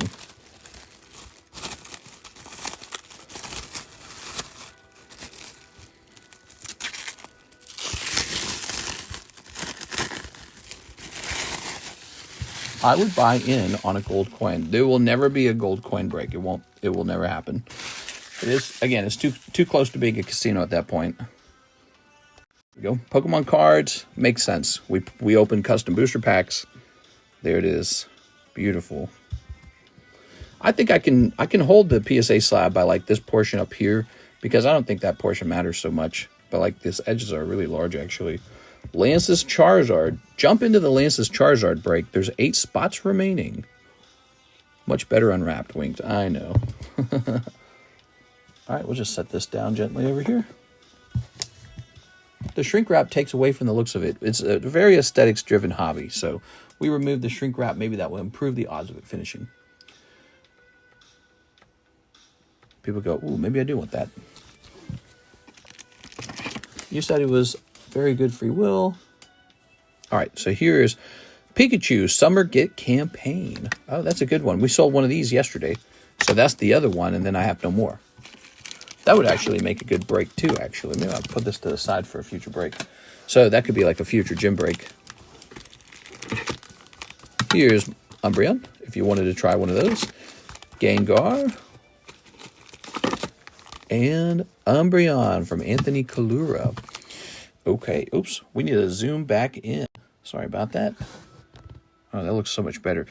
This is the style of our stream. We have these 5 slabs in front of us. Do you guys like this style? Would you prefer it had like a different setup? If it's there by next payday, I'll buy a spot or 2. I'm saving for that big stream at the end of May. Oh yeah, the big stream. All right.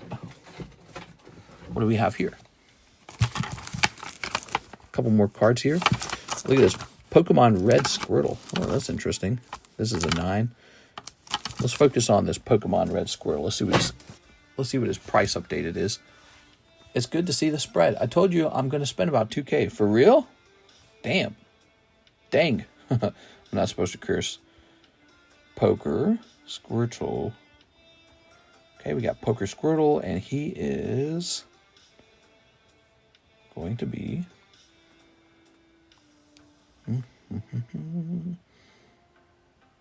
Okay, he's slightly cheaper. Not crazy, but just slightly.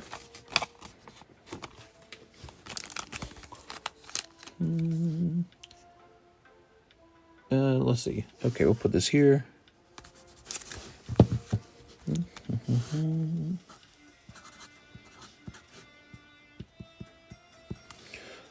Notice we put the time period down, and this helps us track it. So we know that that one's been priced very recently, and the next time we run into it, we don't need to update it. Okay. What's this? Politoed, he has no price at all. Politoed. Take a quick look into Politoed. I feel like Politoed probably doesn't need a price. He needs to go into a different box of what he needs. Okay. We're going to say 10 Politoed. Politoed. Sky Ridge. Okay, there we go. Sky Ridge Politoed. And we want the cheapest one. Okay. I'll message you closer towards the end, towards the day of, because there's some things I'm interested in. Whew. Man, that sounds awesome. You know, when somebody in particular spends a lot in a stream, we should call it, we should name the stream after them. Like, this stream brought to you by so-and-so. You know, we've done that before. But you know what we've never done? We should make like a little energy card credit where it's like you can keep track of who's done that. All right, so the PSA 10 version of this card, which has 25 watchers, costs about $220. So about $220 for this card, PSA 10. Oh, this is an ugly sleeve, but we're going to keep using that same sleeve. 220 PSA. We're going to go with 150.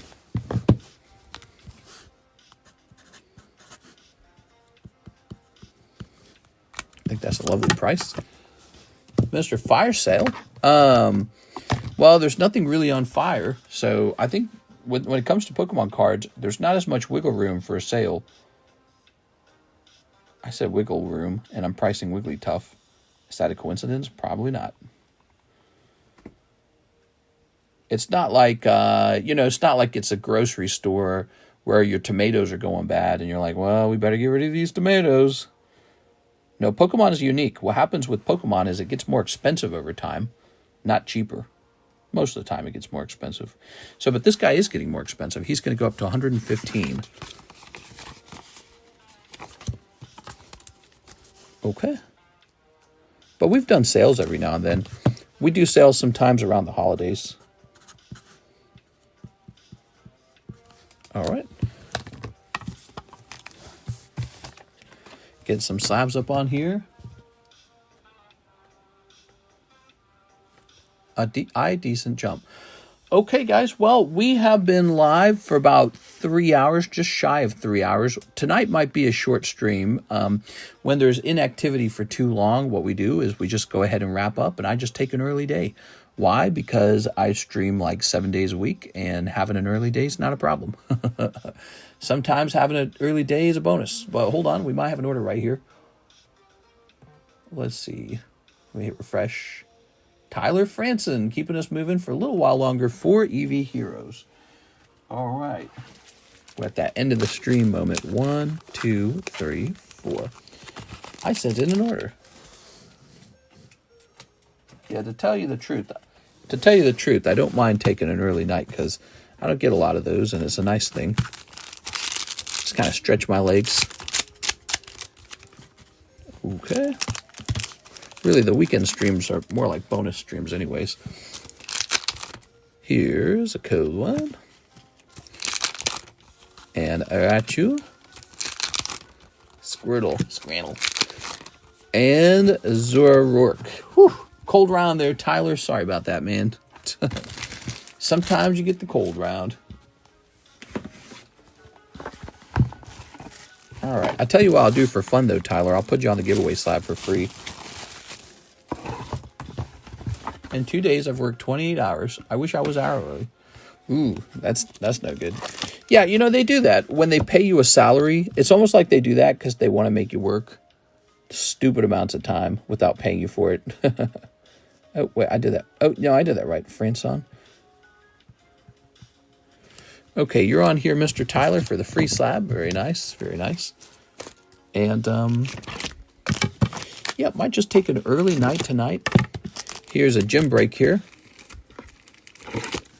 Ooh, the Ho-Oh. That's a beautiful ace of spades. Here's a Waifu Shuffle for Mr. Chenseg. All right, let me take a quick look at that as well.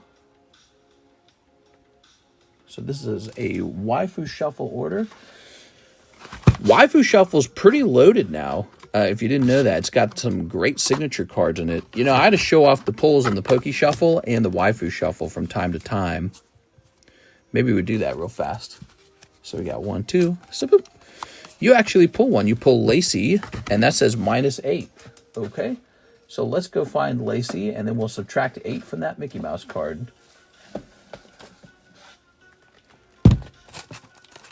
So check out these cards sitting... Oops. Check out these cards in the actual Waifu Shuffle. We got this big signature, the Soda Pop Girl, Naked Girls, Goddess Hestia, Doggy Girl, Blanc, Nessa. Ah, right, Lacey. I remember this now. So you pulled this Lacey. Okay, cool. Let's see. We got some Pokemon cards like Gita. But there you got the Dark Skin Elf Girl. Here's another signature. Here's another signature. That's 3 signatures in the box now. That's pretty cool. 3. We used to have none. And one of the signatures is a $300 card, so that's not bad.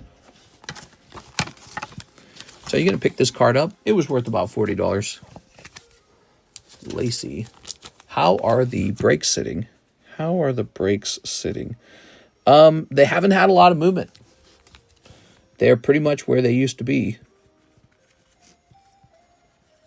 There it goes. Somebody bought into the Rocket break, the Team Rocket Booster Pack break.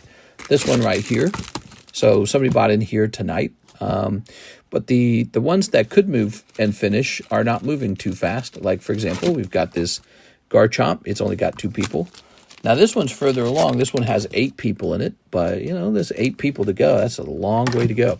So I would say that the brakes are all caught up. The Charizard as well. This one we just removed from the shrink wrap. Very pretty card. See? This card, it has 2 people out of 10 people in it. We need 10. So nothing's close. Nothing's about to go off. Yeah, this one could go off pretty fast. The Team Rocket box battle. 5 spots over there. 1 person gets a whole box of Team Rocket. You need more Waifu slabs on rotation. I would have probably already grabbed a few.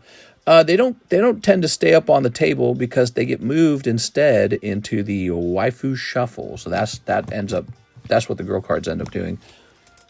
Maybe when the Waifu Shuffle box is so full we can't fit any more cards inside, maybe at that point what we would do is price more girl cards to just sit on the table. I'm also working towards a box topper Charizard from Legendary Collection. Oh yeah, those guys are ridiculous. Those guys are really expensive. You know what's crazy? I got mine for $5K back in the day, and it's just another example of how I got lucky in the Pokemon card hobby, and now I'm a wealthier person as a result.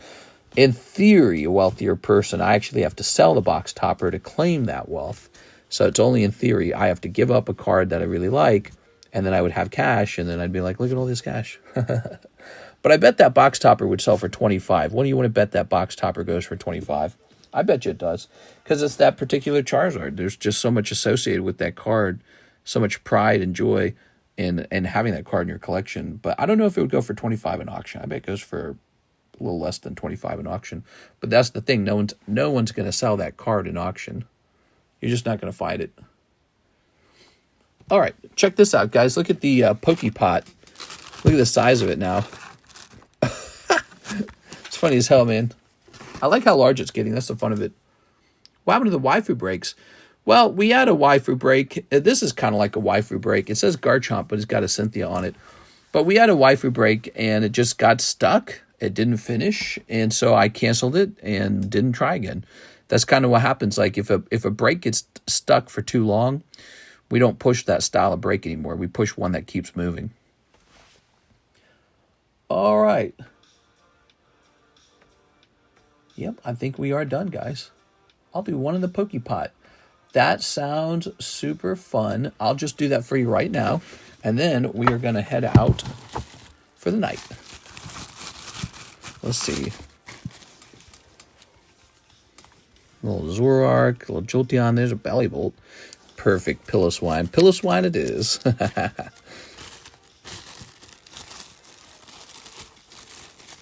I wish you had more access to decent card shows. Being that far out is a bummer. You could easily liquidate with the large vendor. That's an interesting thought. Sort of like having him act as a commission sales guy. Yeah, that's an interesting thought. All right. So, but we actually move a lot of slabs on our own. It is. Tonight was just a little bit slow, but it's not always slow. Plus, we're heading into summer. Here it is. Summer's year over year. I've got a lot of sales data. Year over year, summer is the worst time of the year. People stop collecting and they start touching grass. They start going out, and that becomes a detraction for the card sales. And then around November, it picks up again. You know, Christmas time, getting cold outside. Not November, but actually end of August. And it peaks around, I want to say January, not December, but January. And why is that? That's because everyone's getting ready for their tax return, and people start spending that tax return. So, yeah, the cold winter does pretty good for sales, and the nice, warm, playable summer is pretty bad for sales. I hate it when they do that. But it's not like Pokemon card sales end in the summer. They're just slower. Karis and I actually talked about this last year when we were studying my data. Because the data showed the same dip in the summertime, I actually suggested to Karis that we take a month off, maybe like in June or July, and just don't work. Just play. Like, who even cares if the sales aren't that great? Why work? Just take a while off. So we talked about doing that. Maybe I would have fewer streams for a little while during July or something. No more orders for tonight. You could have sent in an order, but I think I'm ready to wrap up. What were you thinking, Etchy? End of August is my next vacation. First one's going to be May 31st to June 1st. I hope someone wins the Pokepot. I think somebody eventually will, but it's fascinating. It's pretty difficult. We've seen some rolls get really close, like 3, 3, 3, 4. But you know, if it ever rolls all four of the same number, that's going to be really exciting. You deserve a break. You work so damn much. It's not so bad. It's a nice lifestyle I've put together. It's not so bad. There you go. All right. I just need some friends to head over and hang out with us in our hot tub. There we are. Ooh. We don't have a hot tub. Take a vacation, mister. You work too much. Yeah, I think about taking a vacation sometimes.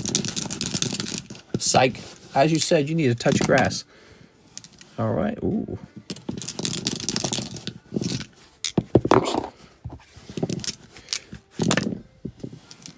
It is genuinely hard to roll 4 of a kind. Like, here's a pair of 5s. That's really easy. Here's a pair of 4s. Mr. loves work too much. I do love working. He's not wrong. But yeah, we'll take a vacation someday. Actually, Alexis was supposed to help us take a vacation. The goal with Alexis was that she would learn how to stream for me, and then we would leave and she would take over the stream. But that just didn't really work out that way. There it is. I think it was harder than we thought to teach someone to run this stream. It turned out that it takes a lot of practice to actually run the stream. 4 of a kind with 4 dice are insane odds. That's what we like to hear. Look at that. That was 3, 2, 1, 2. That's pretty close.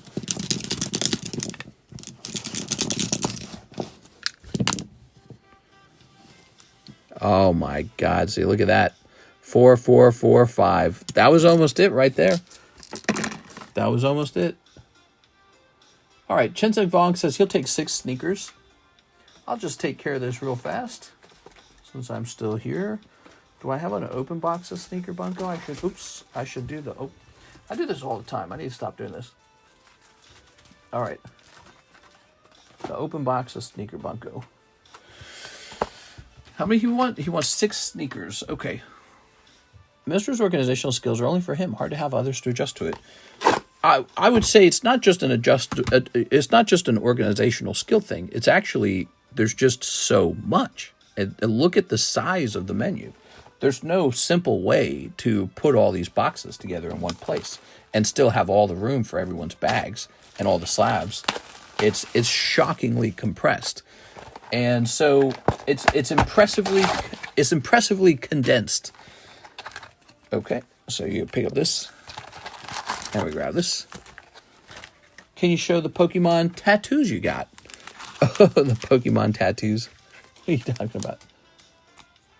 Mr. loves work. He's complained about taking time off before. Yeah, sometimes I don't know what I'm doing with my time if I take time off. But what if we did this? So let's say I go on a vacation and I just bring a bunch of high-end slabs with me and I just host breaks while we're on vacation. There we go. You can be honest, just have to readjust everything. If you can fit now, you can fit it better for future streamers.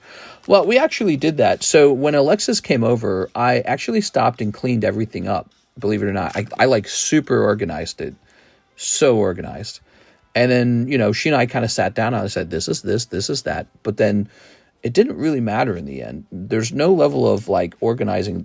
In other words, even in its easiest form, there's just too much stuff. Like, think about this. This is Sneaker Bunko 2, correct? How would she know that? She doesn't read Japanese. Where's the part of it that says Sneaker Bunko 2? There is no part of it that says Sneaker Bunko 2. You and I just know that this is it. And we take that memorization for granted. I don't speak Japanese. I just know this is it. And so, yeah, that is part of the complexity of it. It's quite difficult. So one of the things we could do is create sort of like a specialized menu and a specialized area for someone else to stream. And what would happen is it would be a reduced menu. So that's one of the possibilities. But for all of that to work out, this person would need to be ready to kind of commit a lot of time. Also, we ran into some other complicated issues. It was sort of like payment systems. Like maybe we need to create a whole nother round of separate payment systems so that this person doing the streaming doesn't directly access like my bank account and my emails. And so we realized, well, this setup is not that great for privacy or for like security. Like it's a little bit risky in the long run to have somebody directly access all your accounts. And so the next thing we were working on was setting up multiple new transaction accounts so that people would not send the money directly to my main account, and we could have the new streamer use a different email system. This showed the need for software. That's where we're at, essentially. We need almost like an employee software that acts as a store and a pay gate. But instead of that, we were doing our makeshift thing again, where it was like, well, we'll just set up a second PayPal. We'll set up a second Venmo. We'll set up a second CASHAPP, a second, you know what I'm saying? And we were experimenting with different ideas with that, but it ended up being really difficult. It is, or a website and have it directed to a separate store email. Yeah, exactly. So if we had like a website Then on the website, we would need software written where she logs in as her, not as me. So it would have to be a website where I can log in as the master owner of the website and I can make real changes. And she can only log in as a guest seller. Because again, if she logs in as the master of the website, she can do a lot of big changes to that website. Same deal. So yeah, some kind of website setup could work as well. But again, that's a pretty heavy investment for somebody who I don't know if that person's going to be sticking around. And Alexis ended up being a 1-year employee. But also, it's not for sure if it's a good investment if that person maybe doesn't have time to stream either. So that's all part of it. So part of it is I'm gauging if that person's, prepared for that level of commitment. And let's say they're not, well, then I might just keep running things as it is. All right, so that's Chenseg Vong with the CH. All right, here we are. Why make different accounts? Just have notifications pushed regarding bank transactions. Right, so like you could push the order from my main email to a bonus email that goes to her. There was there was an actual problem with this. I can't remember what it is. Something like you need to be able to log into PayPal sometimes and do things like refund or gather emails or gather. Sometimes like the email doesn't show that a person is paid, but the actual app for the payments will show that it's paid. So there's just these little things you run into. And if she was not able to access the apps, it wouldn't be as ideal as pushing a bunch of emails forward. Also, I think there was another problem too. I think there was like a problem with the delay in the emails. So again, just being able to go straight to the apps and being able to test for those payments is pretty important, but also being able to do refunds and being able to access people's like information, like the PayPal email, all that's super valuable. Oh, right. And especially for live customs, stuff like that is very important. Live customs is very time sensitive. So you don't want any system that can't produce a correct purchaser for the live customs when there's sort of like a run on the live customs. You have to be able to, for the live customs, you have to be able to produce the actual winner, the person who got their order in first. And sometimes the difference between the winner and the loser is seconds or even a millisecond. So it gets kind of tricky. Maybe have a mod director confirm the packs for the sale. It is 0.07% to get 4 of the same number. 0.07%. Damn, me, you're really breaking my head right now. Yeah, there's, I think working with Alexis helped us realize how much we've really developed this stream into a fun little thing. And there's all these little nooks and crannies to our system that takes a while to sort of memorize and learn. Like when we were talking about, she wouldn't know what sneaker bunko is. She can't read Japanese. Like she can read that you want it in the email, but then she sees this huge pile of boxes to go through, and they don't say sneaker bunko on the box. I'm pretty sure they don't. Doesn't say it on the box. Yep. Doesn't say it on the pack. So how does she know? And so that was really complicated. And then even when it's in English, there's just so many boxes to go between. It's tricky to go through each one and be like, oh, this is Final Fantasy Hidden Trials, not this other one. You know what I mean? So it's just anyway, so going all the way back to the original part of what we were talking about, the idea was that she would take over while I'm on vacation, and that was always kind of the idea, but it just never really happened. So last year, we didn't take a vacation. This year, we might still try to take a vacation. This year, we might just beef up our security, and then maybe I bring some pricey slabs with me, and maybe we do some slab breaks, and that's it. I go on vacation, do a little stream at night. Maybe I do a little side stream. I can read Japanese too. Yamata. All right, guys. Well, I am ready to head out for the rest of the night. I had a lot of fun with you guys. I'll see you guys for the Sunday nighttime stream. It might also be predictably slow. If Friday's slow and Saturday's slow, usually Sunday's slow. But we'll be here anyways because I want to hang out and talk with you guys. I have a lot of fun talking. It's not all about the cards. And maybe I'll have some more of those junk packs because you guys seem to like the junk packs. Maybe I'll have those ready at the beginning of the stream. You guys have a nice Saturday night, Sunday morning, and I'll see you guys then. See you later, everybody.